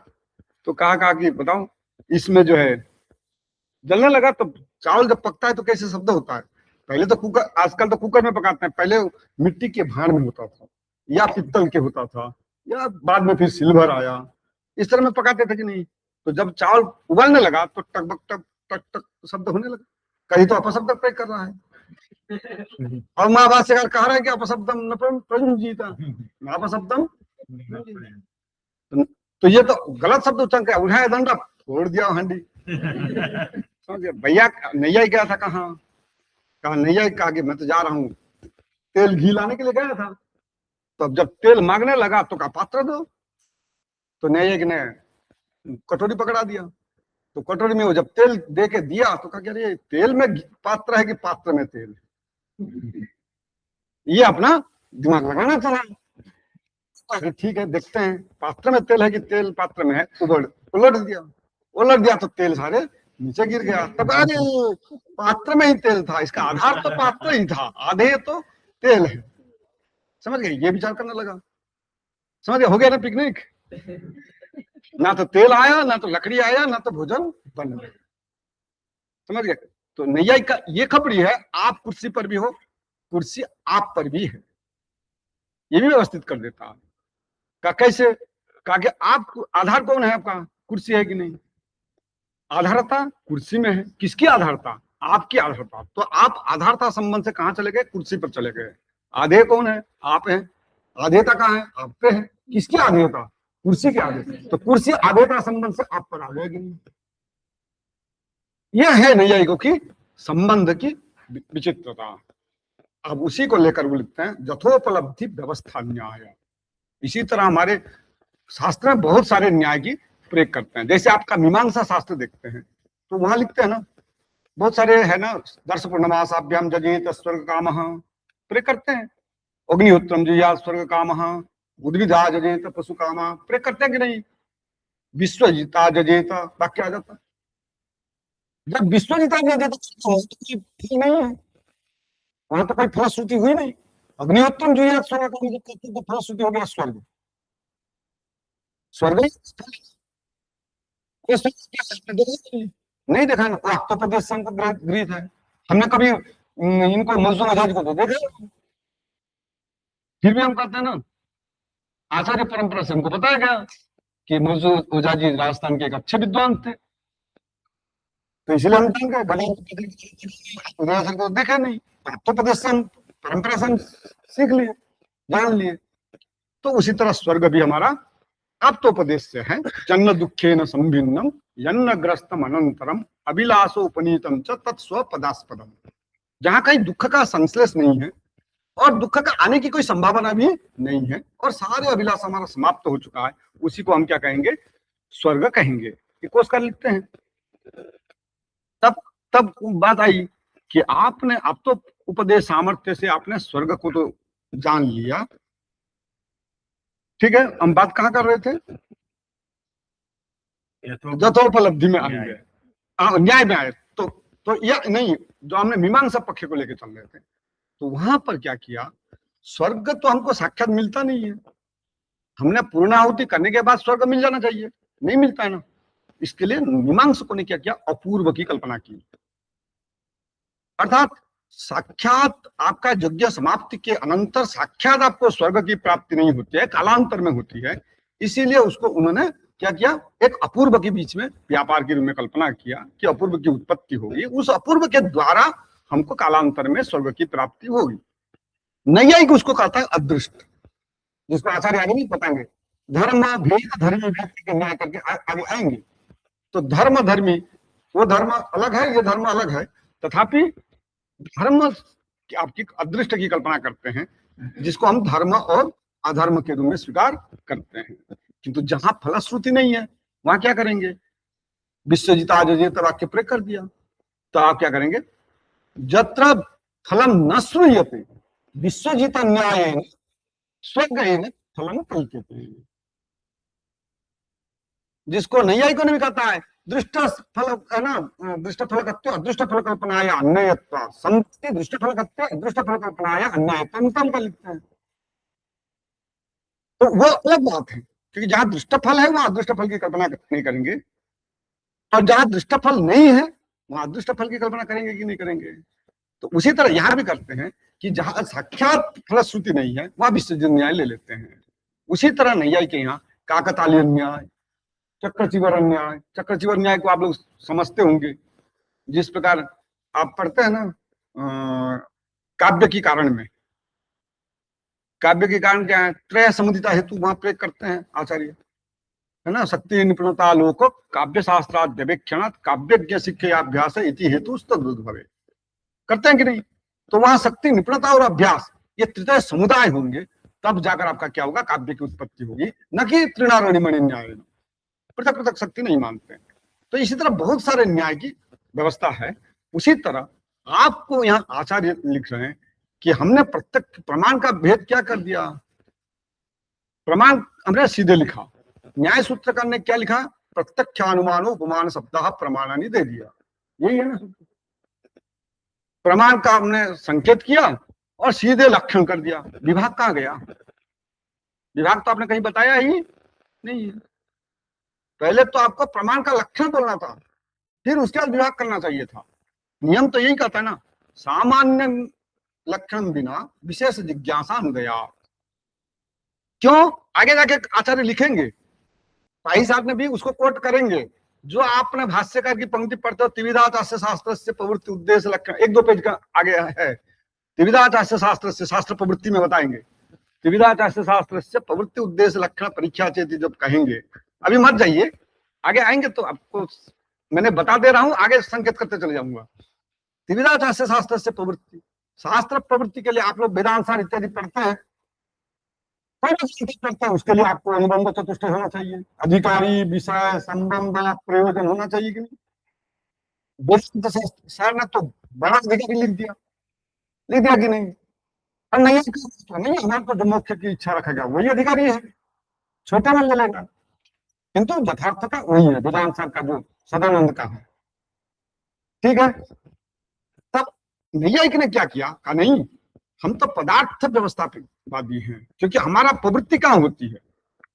अनुपलभ्यमान में प्रवृत्ति नहीं है, संशयित अर्थ में ही प्रवृत्ति है, और निर्णित अर्थ में भी हमको प्रवृत्ति नहीं है। समझिए, मित्र मंडली है, रोज रसगुल्ला खा रहे हैं, एक मित्र ने कहा कि नहीं रे रसमलाई खाते हैं, दुकान में ये क्या चीज है ना? रसमलाई है। चलो ये तो रसगुल्ला तो रोज खाते हैं, आज रसमलाई खाते हैं, इसका स्वाद क्या है देखते हैं। तो संशय में आपकी प्रवृत्ति खराब है कि अच्छा है, इसमें तो प्रवृत्ति हो गई। जो निश्चित है रसगुल्ला, उसमें आपकी प्रवृत्ति नहीं होगी रोज, तो निर्णीत अर्थ में प्रवृत्ति नहीं है, और अनुपलभ्यमान जो खपुष्प है ना, ये सब बंध्या सुतो जाति खपुष्प कृत शेखर इत्यादि जो प्रयोग करते हैं, तो उसमें आपकी प्रवृत्ति होगी क्या? कोई कहेगा आकाश का कुसुम ले आओ, ला पाएंगे क्या? नहीं ला पाएंगे, क्योंकि उसमें प्रवृत्ति होगी नहीं कि वो अप्रसिद्ध है। ठीक है, तो आपके संशयित अर्थ में न्याय की जो प्रवृत्ति होगी, वो प्रवृत्ति में 3 चाहिए, उद्देश्य, लक्षण और परीक्षा होनी चाहिए। समझ गए? आचार्य ने परिभाषा दिया है, उद्देश्य नामात्रेण संकीर्तनम, इदम द्रव्यम एवं गुण इदम कर्म, इस तरह करके हमने उद्देश्य बना दिया। फिर उसके बाद लक्षण दे दिया, असाधारण धर्म को लक्षण बता दिया। फिर आपने साल भर में क्या पढ़ा, आपने 7 दिन में क्या पढ़ेंगे, क्या पाया क्या नहीं पाया, वो तो सचिदा जी उसका निर्वचन करेंगे लास्ट दिन, जब एंट्रेंस टेस्ट करेंगे। समझिए, ऑब्जेक्टिव करेंगे तो सब्जेक्टिव करेंगे, विधि है। तो उसी को लेकर जो आपने लक्षण बनाया, जो आपने लक्ष्य बताया, लक्ष्य का लक्षण बताया, उस लक्षण सही है या नहीं है, उसका विवेचन करना ही परीक्षा है। ठीक है, तो आपको वहां भी तो वही कहना चाहिए था ना, प्रतिज्ञा तो कर दिया आपने भाष्यकार ने, किंतु सूत्रकार ने तो लक्षण बताया ही नहीं, सीधे प्रमाणम बता दिया, प्रमाणानी। तब पदार्थ का लक्षण भी नहीं है, पदार्थ का भी लक्षण है ही नहीं, किंतु पदार्थ का उन्होंने एक प्रकार बता दिया, सतश्च सद्भाव असतश्च सद्भाव, लिखा ना? मैं तो भाष्य में लिख दिया सूत्रकार ने तो संकेत में, सूत्राणाम, इसीलिए एक आचार्य थे, सूत्र तो अल्पाक्षर होता है, अल्पाक्षर होता है, असंदिग्ध होता ही है। हाँ। देखिए उसको भी कैसे बता रहा है वाचस्पति मिश्र। देखिए वाचस्पति मिश्र ऐसे व्यक्ति थे, तो वो क्या कर रहे थे, एक दिन पढ़ रहे थे, तेल खत्म हो गया और श्रीमती जी जाकर तेल कहने लगे, है ना, यही निर्वाण दीपे किमत ही लगाना। उनका जो है तेल संतति खत्म हुआ, तेल खत्म हुआ तो दीप का संतति खत्म हो जाएगा, तो वही निर्वाण है बौद्धों का। खत्म होने लगे तब वो जाके डालने लगे, तो ताके इसे वृद्ध तो थे ही। इस समय ये जैसे एसी फैसी में बैठते थे, उस समय तो साधन नहीं था, उस समय साध्य था, साधन नहीं था। तो लिखते समय उन्होंने देखा, कहा कौन हो, तो कहा कि आपकी पत्नी हो, धर्म पत्नी हो, मुझे नहीं पहचान रहे हो, भामती हो, चलो आज से तुमको अजर अमर कर देता हूँ, लिखे भामती। उसी में लिखा सूत्राणाम बहुअर्थ सूचना, सूत्र जो होता है बहुअर्थ का ही सूचना देती है। कैसे, उसका भी प्रतिपादन जयंत भट्ट 10वीं शताब्दी में करते हैं, पार्श्व तो पूर्ववर्ती है।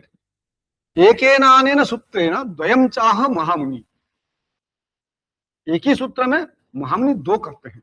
क्या करते हैं? प्रमाणेषु चतुसंख्यम तथा सामान्य लक्षणम, ये जयंत भट्टाचार्य न्याय मंजरी में कहते हैं। एकेनानेन सूत्रेण द्वयम चाह महामुनि, अर्थात एक ही सूत्र से हम 2 बताते हैं,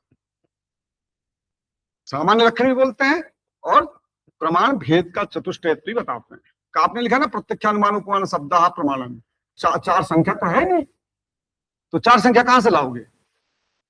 तो 4 संख्या को लाने के लिए कहा कि शक्ति के अवधारण से होता है। जैसे हम कहते हैं ना ब्राह्मणान भोजेत, तो ब्राह्मणान भोजेत कह देंगे तो कितना ब्राह्मण को भोजन कराएंगे? 1-2 तो नहीं होगा, 2 से अतिरिक्त होगा। इसी तरह यहाँ प्रत्यक्ष, अनुमान, उपमान, शब्द 4 है कि नहीं? इनके सामर्थ्य से हम कितने का ग्रहण करेंगे? 4 का ही ग्रहण करेंगे। तो का सामान्य लक्षण कैसे आएगा? कवित्पत्ति है हमारे पास, प्रमीयते अनेन इति प्रमाण कहेंगे।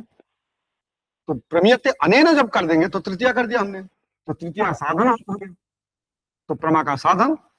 प्रमीयते इति प्रमाणम कहेंगे तो प्रमीयते इति कर दिया, तो भाव प्रत्यय यहाँ हो गया। तो भाव प्रत्यय में जो ल्यूट होता है उसका कोई अर्थ होता नहीं है, तो प्रमा भी बन गया। तो प्रमीयते इति प्रमाणम प्रमा, प्रमीयते अनेन इति प्रमाणम प्रमा साधन, 2 व्युत्पत्ति कर दिया, तो दोनों लक्षण बन गया। तो आप कैसे कहेंगे कि लक्षण नहीं है? इसी को कहा उपलब्धि हेतु हो, उपलब्धि विषय से अर्थस्य पूर्वापर सहभाव नियमात् यथा दर्शनम विभाग वचनम। तो का प्रत्यक्ष को पहले क्यों रखा? क्योंकि प्रत्यक्ष जो है सभी प्रमाण का उपजीव्य है, बिना प्रत्यक्ष से कोई भी प्रमाण व्यवस्थित नहीं हो सकता। समझ गए क्यों? आप देखिए आगे लिख रहा है तत्पूर्वकम अनुमानम त्रिविधम पूर्ववत शेषवत सामान्यतो दुष्टम च। उसके पहले क्या लिख रहे हैं? इंद्रियार्थ सन्निकर्षोत्पन्नम ज्ञानम अव्यपदेश्यम अव्यविचारी व्यवसायत्मकम प्रत्यक्षम। ठीक है, इसके पहले क्या लिख रहे हैं? प्रत्यक्षानुमान उपमान शब्द प्रमाणानि, ये लिखते हैं ना। तो प्रमाण का लक्षण वार्तिककार क्या देते हैं? वार्तिककार क्या देते हैं? उपलब्धि साधनम प्रमाणम। न्याय वार्तिक लिखते हैं, है ना, भारद्वाज उद्योगकर लिखते हैं उपलब्धि। उपलब्धि का अर्थ क्या है? तब उन्होंने न्याय सूत्र में परिभाषित करते हैं, बुद्धि ज्ञानम उपलब्धि अनर्थांतरम। बुद्धि ज्ञान उपलब्धि जो है ये अर्थांतर नहीं है, अर्थात एक ही अर्थ के ही होते हैं। उपलब्धि माने साक्षात्कार। तो ये साक्षात्कार को ले ले। एक बार यदि प्रत्यक्ष को हम स्वीकार नहीं करेंगे तो आगे प्रमाण किसके ऊपर टिकेगा? इसीलिए बहुवादी सम्मतत्वात् सर्व प्रमाण उपजीव्यत्वात् अनुमानात् प्राप्त प्रत्यक्षम निरूप्यते, ये करके लिखते हैं आपका उदय गंगेशोपाध्याय। तो प्रत्यक्ष पर तो ही सभी टिका हुआ है। इसलिए उपलब्धि है तो हो उपलब्धि विषयस्य चार्थस्य। उपलब्धि माने साक्षात्कार। साक्षात्कार का हेतु कौन होगा? इंद्रियादि होंगे। ऐसे उपलब्धि विषय जो अर्थ होंगे कौन? घटपट आदि पदार्थ होंगे। पूर्वापर सहभाव नियमात, कारण को पहले होना चाहिए कि कार्य को पहले होना चाहिए? कारण को पूर्वभावी होना चाहिए और पश्चातभावी जो होता है वो कार्य होता है, और इनकी सहभाव होना चाहिए। यदि सहभाव शब्द नहीं करेंगे, समन्वय तत्व नहीं करेंगे, तो आपके घर में मिट्टी रहे और हमारे घर में कुंभकार बैठे तो क्या घर बन जाएगा? क्या तंतु भाई आपके घर में है, तंतु मेरे घर में है, थोड़ा तो नहीं बनेगा। इसीलिए सहभाव होना चाहिए, पूर्वापर भाव होना चाहिए। यथा दर्शनम तथा विभाग वचनम। तो पहले प्रत्यक्ष नहीं होगा तो अनुमान आएगा नहीं, अनुमान नहीं होगा तो उपमान नहीं आएगा, उपमान नहीं आएगा तो शब्द नहीं आएगा। का गुरु जी आपने तो सीधे कह दिए तत्पूर्वकम अनुमानम। ठीक है, प्रत्यक्ष पूर्वक तो अनुमान होता है, उपमान होता है कैसे जानेंगे? अनुमान का लक्षण भी नहीं सूत्र में। अनुमान का लक्षण तत्पूर्वकम अनुमानम करके उन्होंने क्या किया? जब आपने छेड़ा है तो हम भी छेड़ते हैं। अनुमान का लक्षण नहीं किया है ऐसा नहीं कर सकते। आपको अभी एक शब्द दे दिया सूत्राणाम भूगर्त सूचना, उन्होंने विभागपरक लक्षण बना दिया। पूर्वा है ना, पूर्ववत शेषवत सामान्य तो दुष्टम करके उन्होंने कहीं कहीं कारण से, क्योंकि आपको कार्यकारण में समन्वय तत्व तो मानना है, इसलिए कहीं कारण को देखकर कार्य का अनुमान कर लेते हैं। कारण हो गया आपका मेघ, जैसे कल शाम को देख लेते हैं, अंधेरा हो गया, कौन गया था? शायद रोहित गया था, है ना? रोहित मोहित है क्या यहाँ?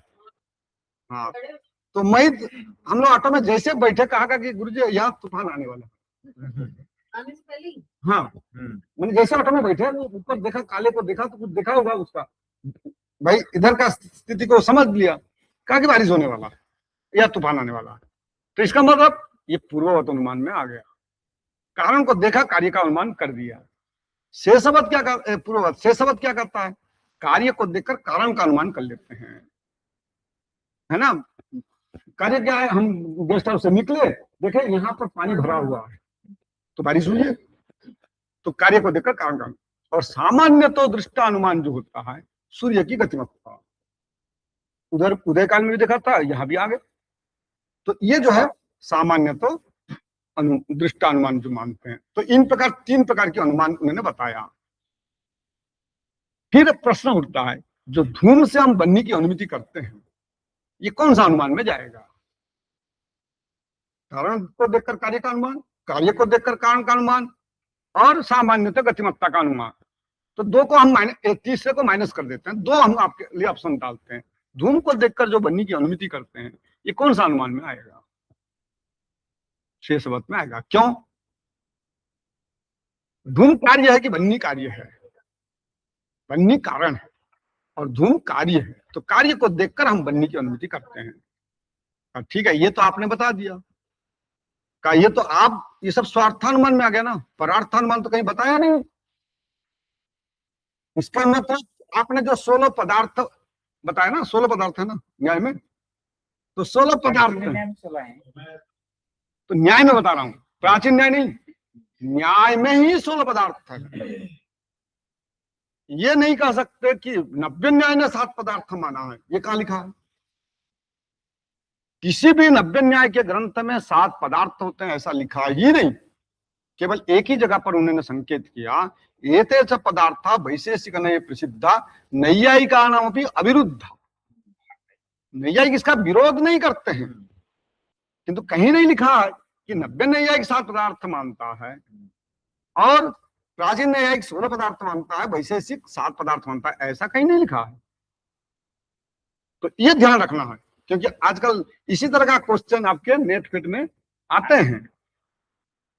और वहाँ दृष्टि भेद भी है कि जो न्याय के जो षोडश पदार्थ हैं वो शास्त्र मीमांसा शास्त्रार्थ मीमांसा को लेकर लिखे गए हैं और बताए गए हैं।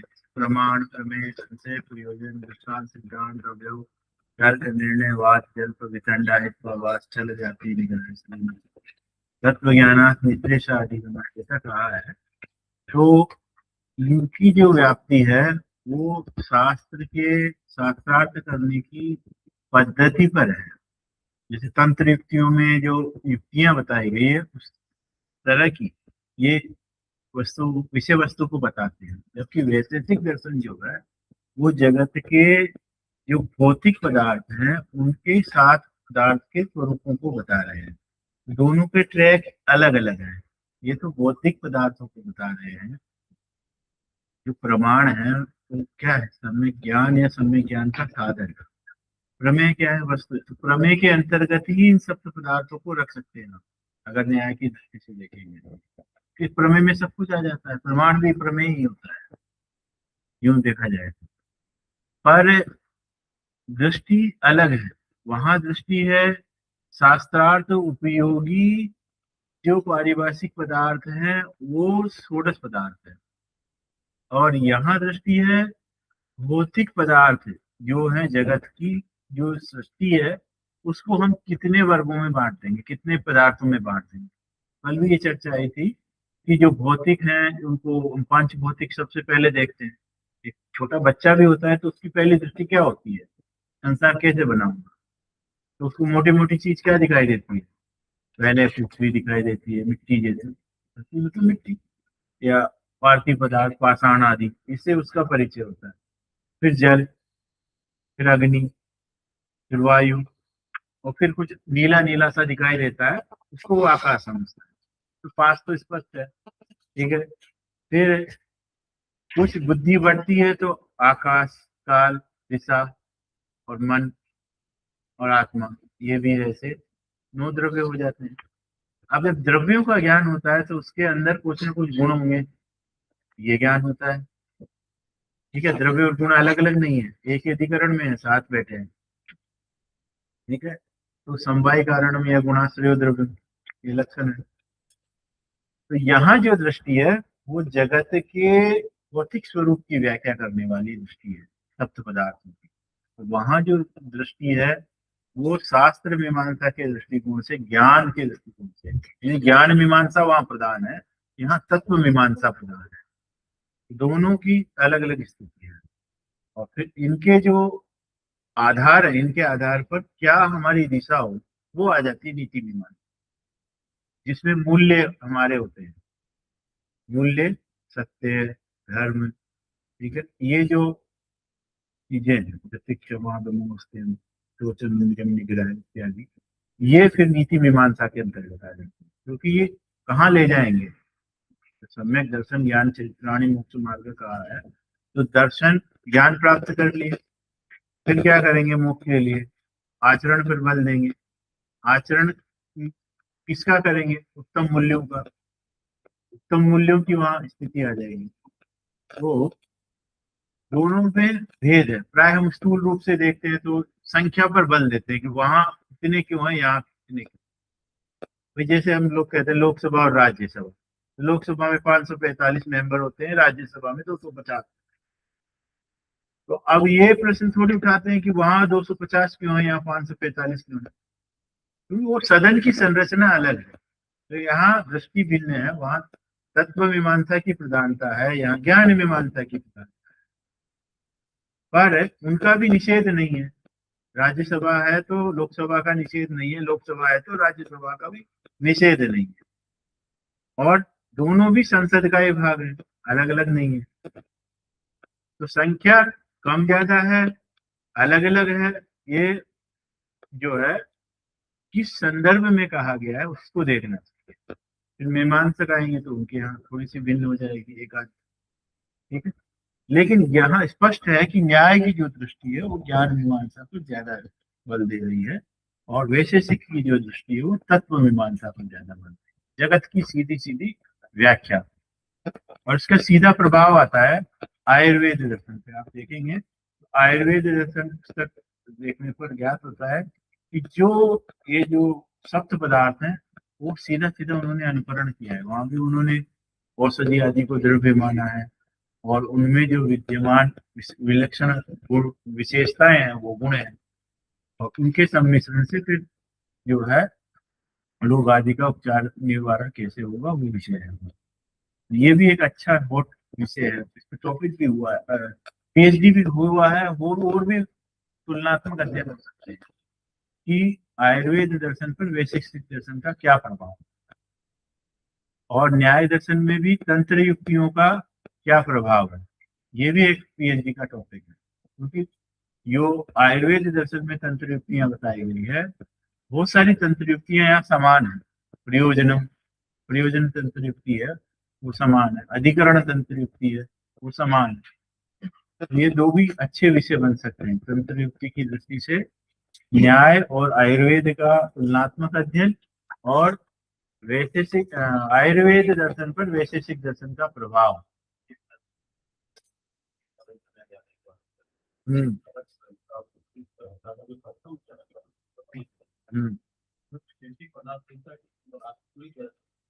हाँ है ही है। तो इसीलिए कणादम पाणिनियम च सर्वशास्त्रोपकारकम जो कहा है वो इसीलिए कहा है क्योंकि बिना पदार्थ और बिना तर्क के कहीं भी आपकी गति नहीं बनेगी, किसी भी शास्त्र में, किसी भी विषय में।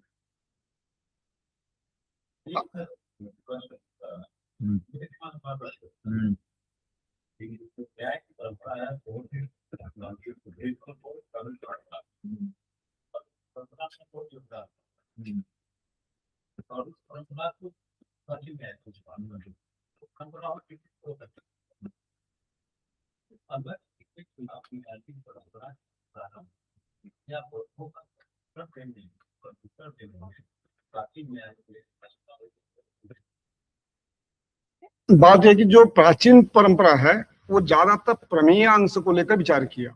जितने न्याय सूत्र भाष्य वार्तिक लेकर परिशुद्धि तक, परिशुद्धि मतलब उदयाचार्य तक जितने प्रमेयांश पर विचार हुआ है उतने प्रमाणांश पर विचार नहीं हुआ। कैसे? जैसे आपका प्रामाण्य का वाद का व्यवस्थापन करना है, और प्रत्यक्ष के जो कारण है व अनुमान का जो कारण है, अनुमान माने अनुमिति, अनुमिति का जो कारण है, उपमा उपमिति का जो कारण है, शब्दबोध की जो कारणता है, उसकी विचार इतने शब्द नित्य है नित्य इतने करके चले गए, शब्दबोध का कारण कितना है वो बता के चले गए, किंतु उसका विचार कैसे होगा और अन्य दार्शनिक की दृष्टि से उसको करने के लिए उन्होंने नब्बे न्याय की परंपरा को शुरू किया।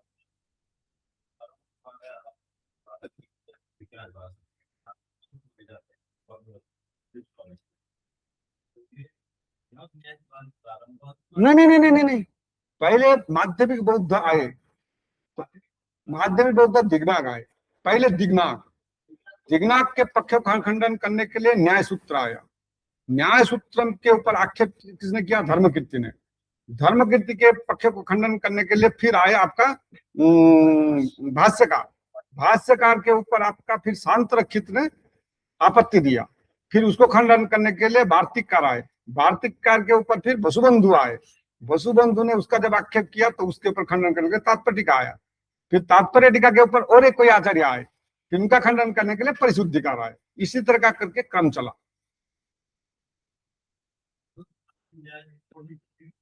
प्राचीन न्याय का ही विकसित रूप नव्य न्याय। प्राचीन न्याय से इतर नहीं है वो, जैसे उस वृक्ष की शाखा उस वृक्ष से भिन्न लगती है लेकिन वो है उससे अभिन्न। विकास क्रम मान लीजिए, विकास क्रम ही तो है, समझ गए? चलो तो यार इसको खत्म करते हैं, साहब ने बता ही दिया बहुत। तो ये इन्होंने जो कहा, हाँ हम चल रहे थे, शेषवद अनुमान हुआ। परार्थ को दूसरों को अनुमान करने के लिए आपका वाक्य कहाँ है? आपका जो प्रश्न था आचार्य जी, परार्थ को अनुमिति कराने के लिए तो कोई दिया नहीं उन्होंने, परार्थानुमान को तो बात उठाया ही नहीं उन्होंने। तब कहते नहीं उठाया नहीं, ऐसा नहीं कर सकते। उन्होंने आगे जाके अवयव पदार्थ की कल्पना कर दी, संकेत में बता दिया पंच अवयव होते हैं। तो जो अवयव पदार्थ की कल्पना कर दी, तब ये जाके आगे हो गया स्वार्थ और परार्थ की हम बात करते हैं। ये पहले वाक्य उन्होंने लिखा था प्रशस्त भाष्य में, पदार्थ धर्म संग्रह में, अनुमानम द्विविधम स्वार्थम परार्थम चेति। वहीं से फिर एक चलना शुरू हुआ कि पदार्थों प्रमाण जो है, अनुमान जो है 2 प्रकार की है। तो इसी और यहाँ जो कह रहे, देखिए आपने दिग्नाग की बात उठाया, उन्होंने कहा कि सर्वम शून्यम है। तब वो दूसरे बात जो है धर्म कीर्ति आगे के नहीं, शून्य का तात्पर्य नहीं कि तुच्छ है। शून्य का अभिप्राय है प्रथम क्षण में उत्पन्न होगा, द्वितीय क्षण में नष्ट हो जाएगा। तो कहते यदि द्वितीय क्षण में नष्ट हो जाए तो क्षणिकत्व तो सिद्ध कर दिया आपने। तब वस्तु सत्ता का ग्रहण कैसे हो रहा है?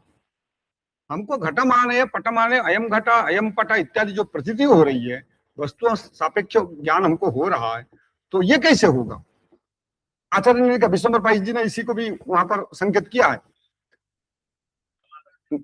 ठीक है, वहां ठीक है, आप स्वलक्षण सामान्य लक्षण करके जाएंगे, आपने अर्थक्रिया कारित्व के आधार पर यह व्यवस्थापन करेंगे, क्योंकि आपकी स्थिति क्या है, प्रमाण प्रमेय के द्वारा प्रमाण की सिद्धि करेंगे, और सिद्धांत क्या कह रहा है, प्रमाण के द्वारा ही प्रमेय की सिद्धि होती है। उल्टा है, थोड़ा सा क्रम में व्यत्यास है बौद्धों का और अन्य दार्शनिकों का।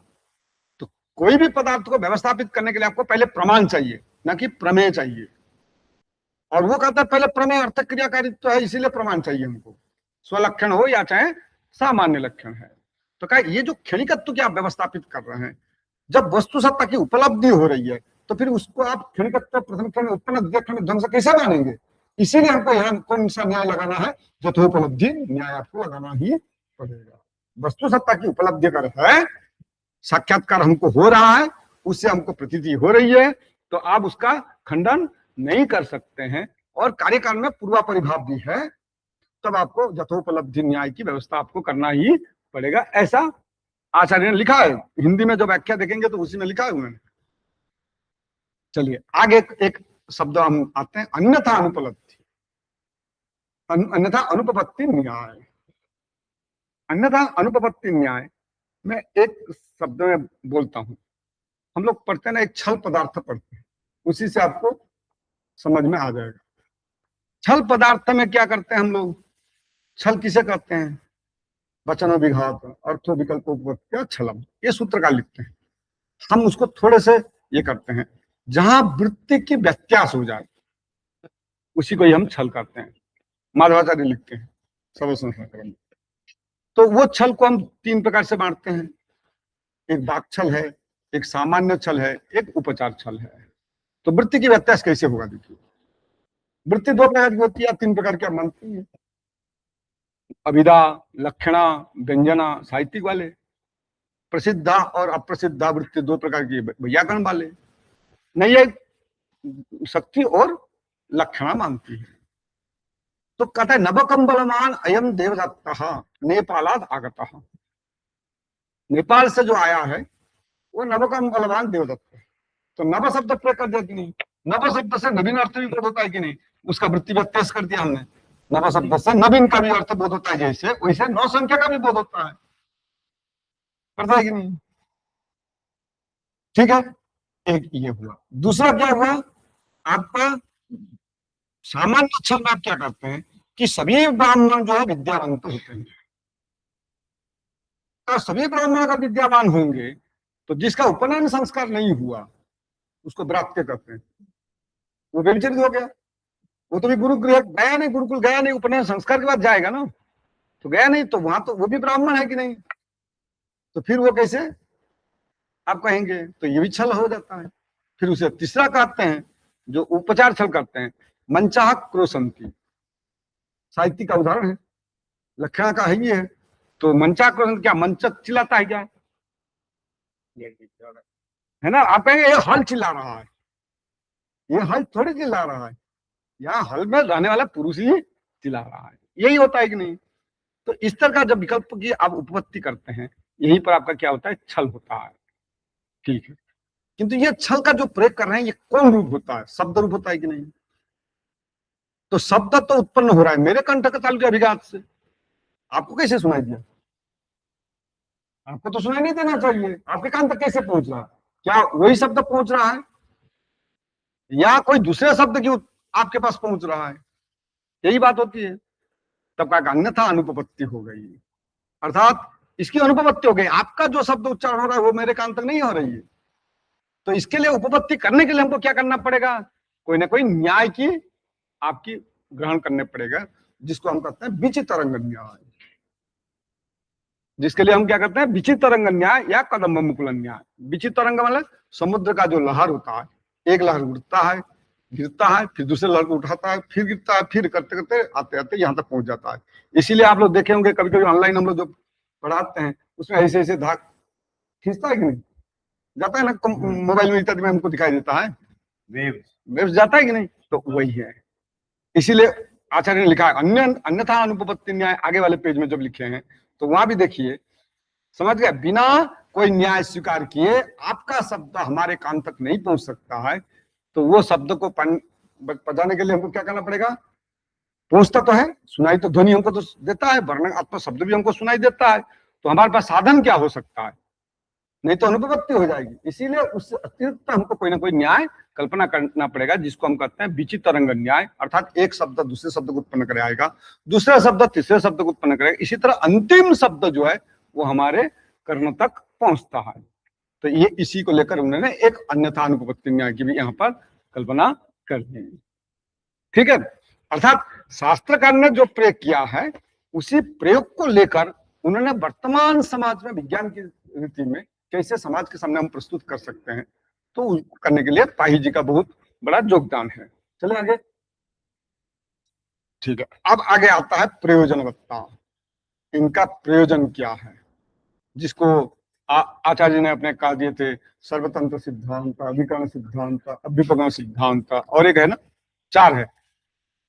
तंत्राधिकरण, अभ्युपगम, समस्थिति सिद्धांत। हाँ हो गया, 4 हो गया। सर्वतंत्र, प्रतितंत्र, प्रतितंत्र, सर्वतंत्र, प्रतितंत्र, सर्वतंत्र सिद्धांत है ना। तो इसका मतलब हमारा प्रयोजन तो लक्ष्य तो हमारा मुख्य है तत्व ज्ञान निश्रेषाधिगम, यही लिखा है, दोनों ने यही लिखा है। आप कहते हैं ना तत्व ज्ञान निश्रेषाधिगम, याद है ना? प्रमाण, प्रमेय, संशय, प्रयोजन इत्यादि सूत्र अंतिम में। आप मुझे बताइए क्या तत्व ज्ञान तो हमको हो गया? भाई ये विश्वंभर पाही गुरु जी का किताब है, समझ गए? ये मोबाइल है, ये रानी दधी जी मैडम जी हैं, ये हमारे सचिदानंद जी हैं, आप लोग विद्यार्थी, तत्व ज्ञान हो गया तो मुक्त होगा ना चाहिए, मुक्त होगा चाहिए, नहीं होता है। इसीलिए हम लोग पूर्व में चर्चा किए थे, तत्व ज्ञान का विघटक भी होते हैं, दोष, दुख, जन्म, प्रवृत्ति, दोष, मिथ्या ज्ञान, इनके जब तक नाश नहीं होगा तब तक हम मुक्ति की ओर नहीं जा सकते, यही कहते हैं ना। अब यह जो है मुक्ति किसकी होगी? इसीलिए नैयायिकों ने, मेरे आचार्य हमारे गौतम जी ने क्या किया, आत्मा से लेकर अपवर्ग तक गए। पहले आत्मा को रखा, उसके बाद शरीर, इंद्रिय, अर्थ, बुद्धि, मान, प्रवृत्ति, प्रत्यभाव, फल, दुख तक रखा कि नहीं? ये सब रहेंगे कहाँ? ये आत्मा में रहेंगे। ये सब तो हटेंगे तब जाकर आत्मा का ही मोक्ष होगा। तरति शोकम आत्मवीत, श्रुति बोलते हैं तरति शोकम आत्मवीत। तो ये जो सिद्धांत है, ये सिद्धांत को अर्थात अज्ञान की निवृत्ति, दुख की निवृत्ति, ये सभी मानते हैं कि नहीं? ये सर्वतंत्र सिद्धांत है। आत्मा नित्य है, आत्मा एक आत्मवाद है, बहु आत्मवाद, इसमें मतभेद हो सकता है, प्रतिद्वंद सिद्धांत है। क्यों? आपके जो है वेदांत की ओर जब जाएंगे, आप विवरण प्रमेय संग्रह ग्रंथों को देखेंगे तो वहां एक जीववाद भी आता है, नाना जीववाद भी आता है। जैसे उनका आता है ना आभासवाद, मंडनाचार्य इत्यादि का जो सिद्धांत आते हैं, प्रतिबिंबवाद, तो इस तरह का वहां पर भी बहुत सारे सिद्धांत आते हैं। यहाँ पर प्रतितंत्र हो सकता है, आत्मा नित्य है या अनित्य है, आत्मा विभू है या अणु है, इनमें मतभेद हो सकता है, प्रतितंत्र सिद्धांत आ सकता है, किंतु सर्वतंत्र सिद्धांत में आत्मतत्व है। हो गया, ये हमारा प्रयोजन है। इसी को जो आप उन्होंने बता रहे थे उसी को, और भी उन्होंने वहां पर जो दिया है, हाँ देखिए पंक्ति लिखा है, ज्ञातम सम्यक सम्यक यन मोक्षाय भवाय।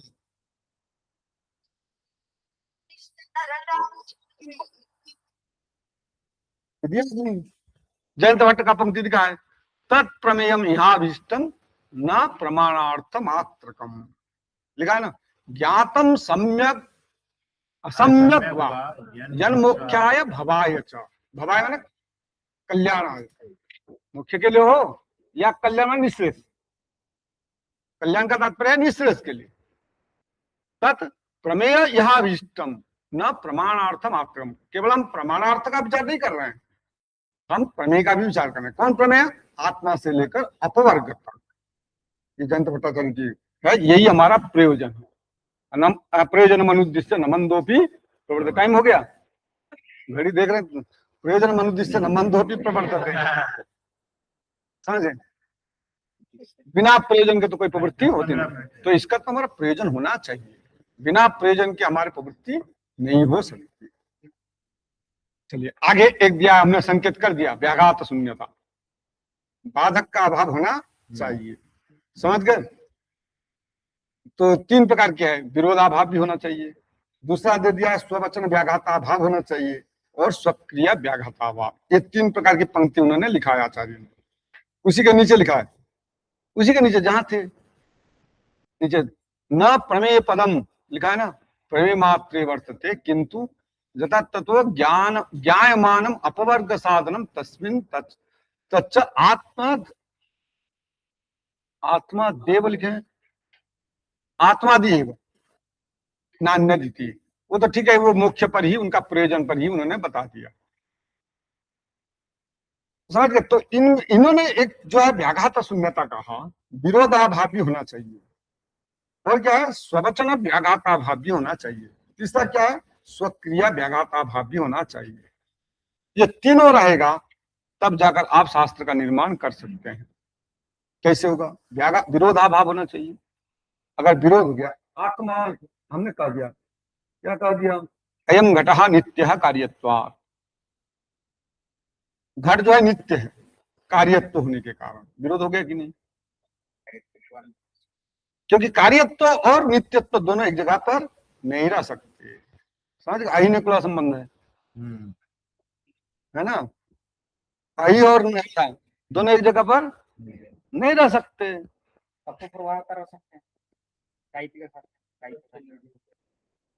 साहित्य के देखिए कभी कल्पना है, पारमार्थिक के विचार जो है वो जो है हमारे दार्शनिक शास्त्र करते हैं। पुत्र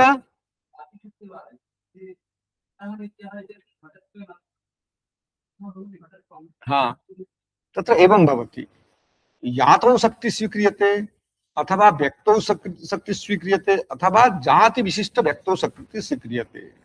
तत्र कुमारिलभट्टपादे किं क्रियते, तत्र जातौ घटपदस्य घटत्वे जातौ शक्ति स्वीक्रियते, परंतु तत्र समस्या भवति, यदि घटत्व जातौ एव शक्ति स्वीक्रियते पदार्थ घटत्व पदार्थ आनयन क्रिया कुत्र अन्येति, घट पदार्थ अन्येति।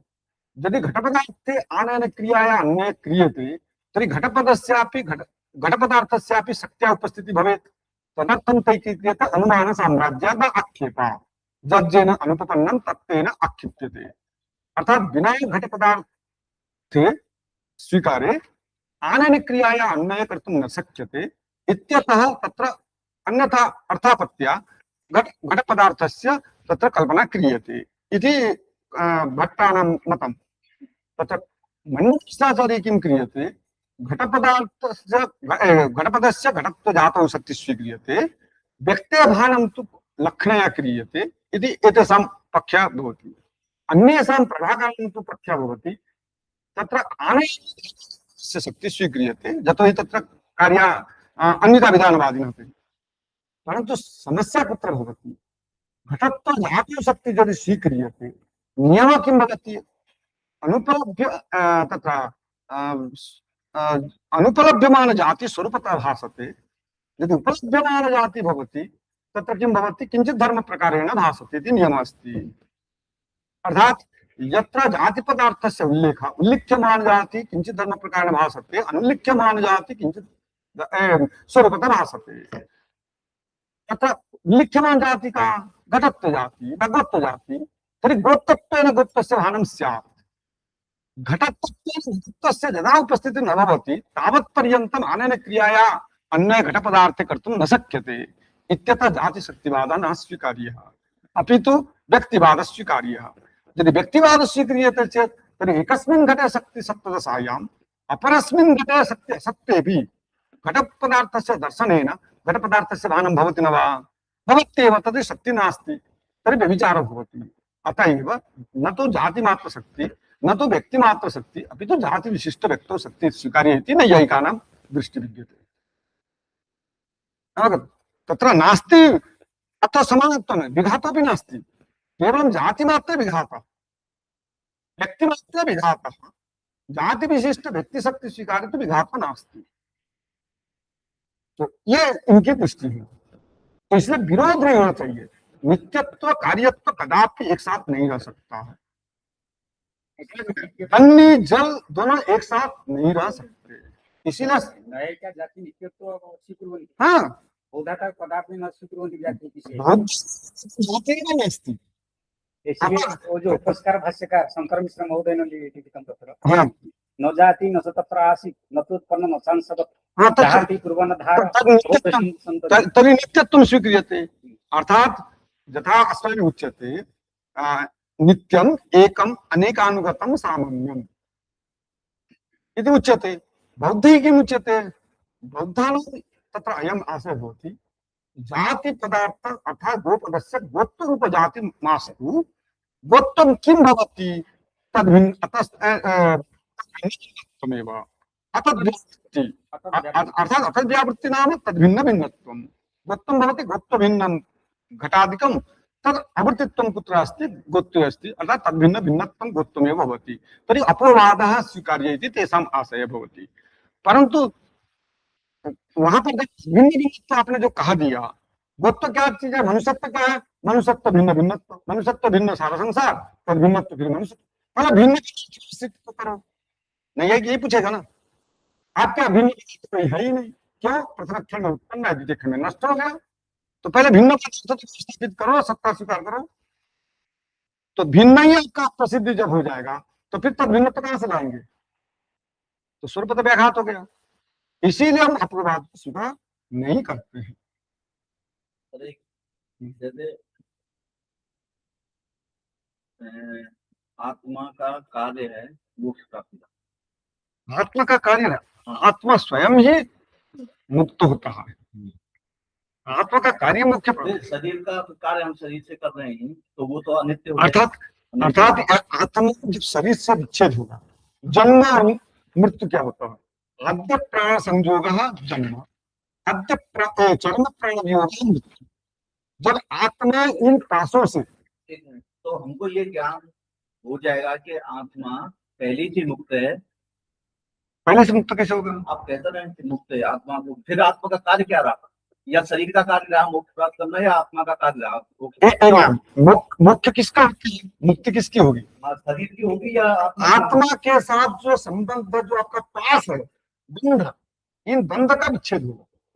अर्थात ज्ञान इत्यादि का, मिथ्या ज्ञान आदि का जो है निवृत्ति हो जाएगा। देखिए आत्मा है धर्मी, दुखादि जो है ये है धर्म, अदृष्ट इत्यादि के धर्म है। जब धर्म अधर्म ये रहेंगे आत्मा में, तब आपको क्या होगा? आपको पुण्य पाप भोग करने के लिए फिर संसार में आपको आना जाना लगा रहेगा। जब ये संबंध विश्लेष हो जाएगा, अर्थात आत्मा में जो इस कार्य को कौन करता है? पाप पुण्य वाला, धर्म करने वाला आपको शास्त्र ही कराएगी।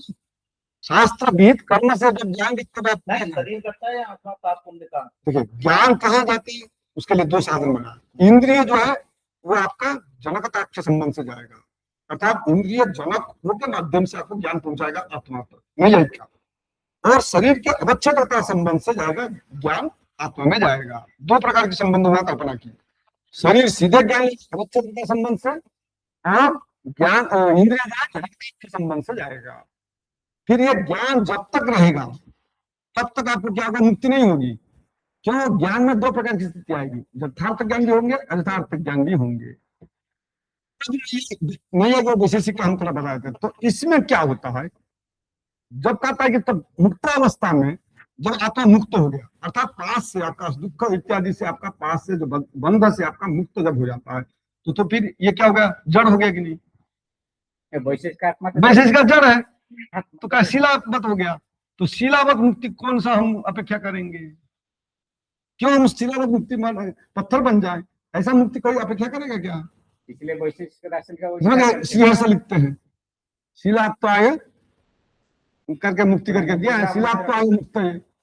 कहा अभिप्राय थी, कौन अभिप्राय करेगा ये?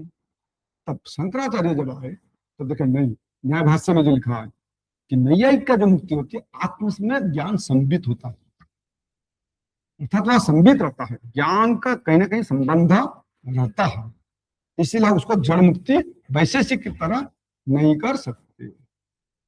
दोनों में अंतर है। इसका वो कौन सा ज्ञान रहेगा? यथार्थ ज्ञान ही रहेगा। और वैशेषिक भाष्यकार जो लिख रहे हैं, जो आपका धर्म अधर्म अगर आत्मा में रह गया तो फिर भोग भूत ये फिर आपको आना पड़ेगा संसार में, क्योंकि आपके अदृष्ट धर्म अधर्म का भोग तो आपको करना ही पड़ेगा।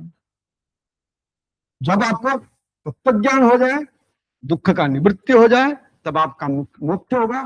फिर वो आत्मा न पुनरेति जननम न पुनरेति, जनन किसका होगा? शरीर, अर्थात शरीर के साथ संबंध होकर उत्पत्ति नहीं होगी। ये बात है। हाँ।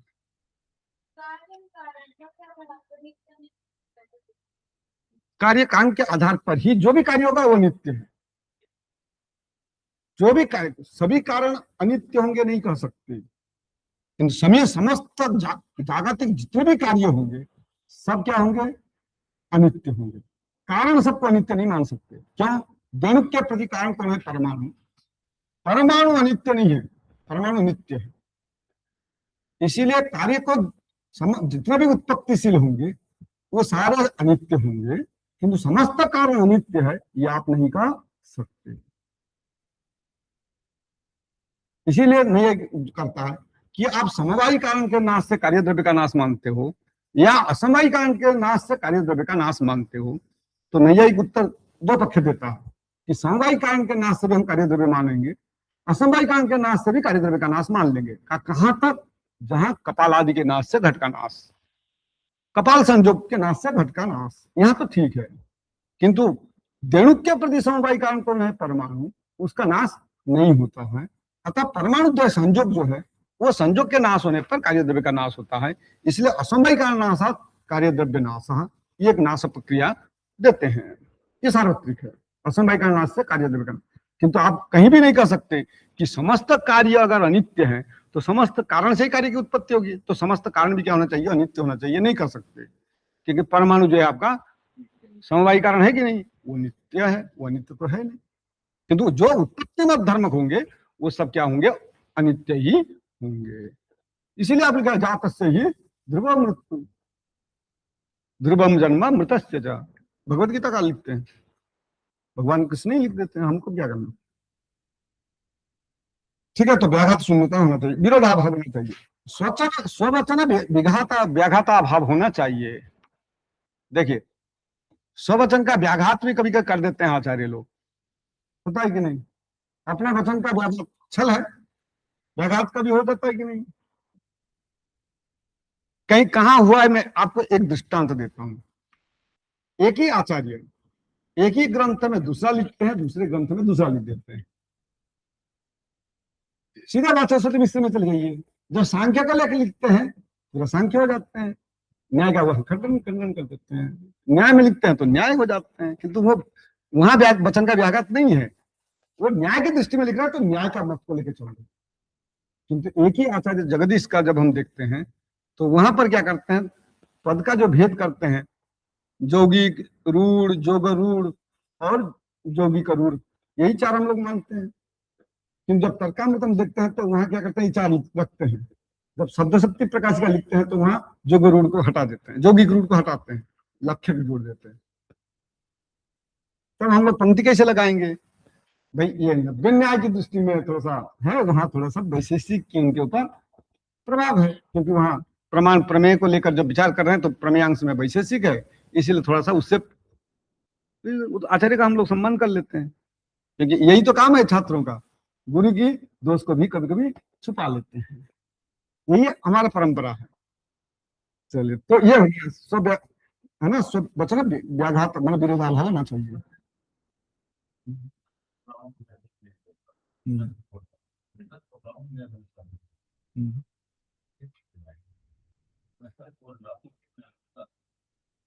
हम्म। ठीक है, अब लक्ष्य क्या है आपका? झूठ बोलने में सत्यता है। झूठ और सत्य का वहां विरोध नहीं है। मैं सच बोलता हूं, मैं सत्य बोलता हूं कि मैं झूठ बोलता हूं, अर्थात झूठ बोलने में आपकी सत्यता है, हमें नहीं है ना। ये वचन में व्याघात नहीं है। वचन का व्याघात क्या होगा? वचन का व्याघात होगा, जैसे मैं आपको एक बात बताता हूँ, शास्त्रकार ने लिख दिया है कि 4 प्रमाण, और विचार कर दिए कि नहीं, उपमान को मानने की जरूरत नहीं, इतना 3 से ही हमारा काम चल जाएगा। तो इसका मतलब तुमने प्रतिज्ञा तो किया था 4 का, विचार कर रहे हैं 3 का, तो वहां अपना वचन का व्याघात हो जाता है। तो व्याघात हो गया तो छल हो गया, जैसे आपको भी छल, सामान्य छल छल में बताया। उसी प्रकार देखिए, प्रत्यक्षानुमान न्याय, आपको न्याय में कितने प्रमाण पूछा जाए तो आप क्या उत्तर देंगे? हम 3 भी देंगे तो सही है। न्याय में 3 प्रमाण भी है, न्याय में 4 प्रमाण भी है। न्याय में 2 प्रमाण भी वैशेषिक, मैं न्याय की बात करूँ, नहीं वैशेषिक को भी भाई न्याय जब न्याय सर्वज्ञ की पंथा को देखेंगे तो वहां 3 प्रमाण है, प्रत्यक्ष, अनुमान और आगम। और सूत्रकार की संप्रदाय को देखेंगे, हाँ, तो प्रश्न में आपको सुनना है, न्याय सूत्रकार की संप्रदाय में कितना है? तो 4। मीमांसा में पूछेंगे तो 5 भी सही है। जब हम कुमारिल का पूछेंगे तो 6, प्रभाकर का पूछेंगे 5। फिर भी मीमांसा में कितना प्रमाण है, और 5-6 ऑप्शन नहीं, और दूसरा भी हो सकता है। और दूसरा नहीं है, उसी में गतार्थ है।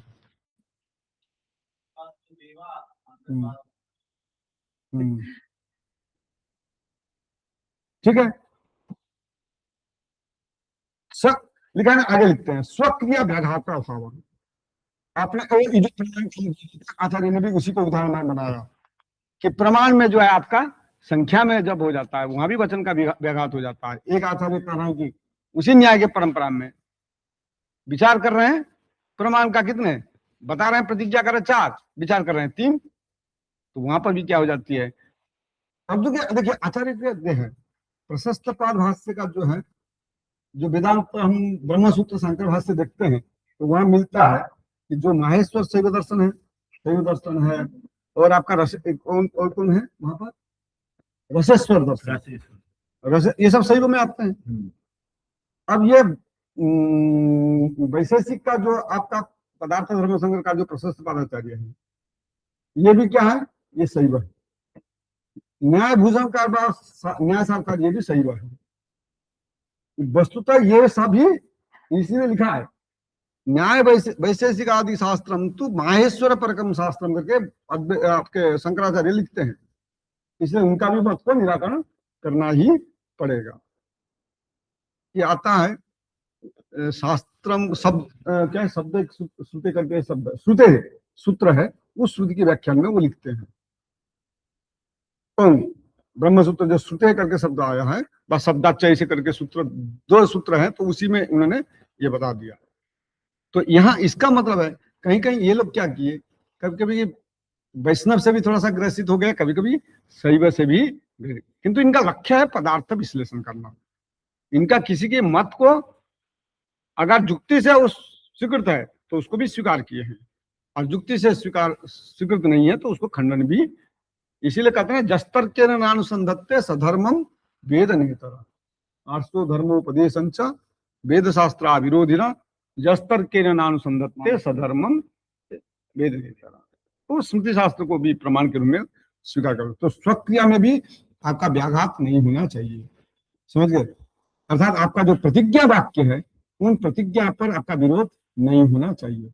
बाद में भी देखिए प्रतिज्ञा का विरोध हुआ, आपने बाद में दाग जल्प वितंडा तीनों ले गए, कथा तीनों ले गए। फिर आगे आचार्य जब आते हैं तो कहे 2 प्रकार की कथा है, प्रतिज्ञा कर रहे हैं कि हम सूत्रकार की व्याख्या कर रहे हैं।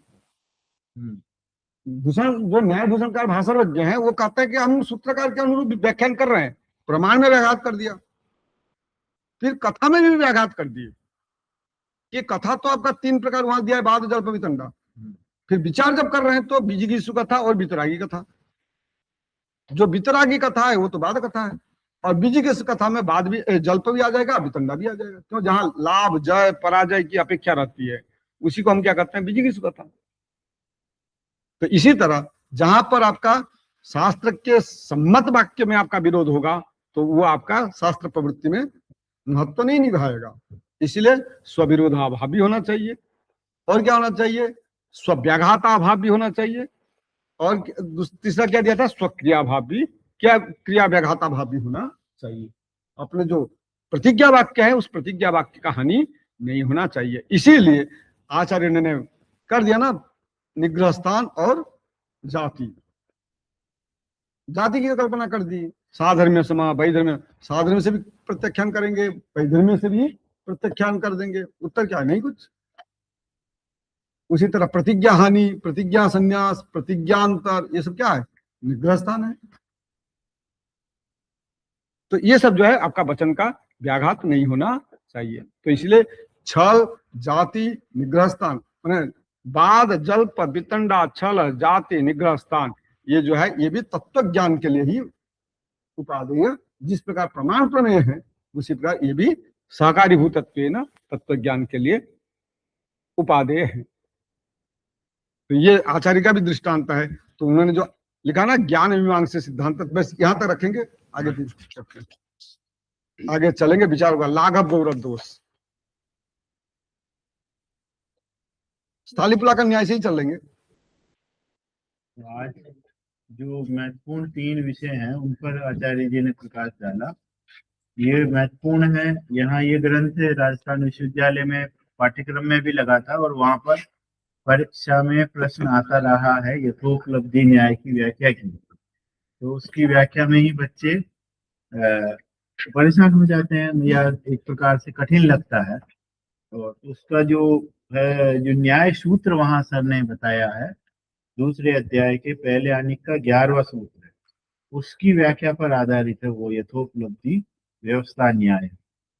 इसको आपको भी ध्यान से फिर से पढ़ना है, एक बार अभी सुने हैं और हो सकता है कुछ समझे होंगे, कुछ नहीं भी समझे होंगे। दूसरा है अन्यथा अनुपपत्ति न्याय, ये प्रतिविज्ञा की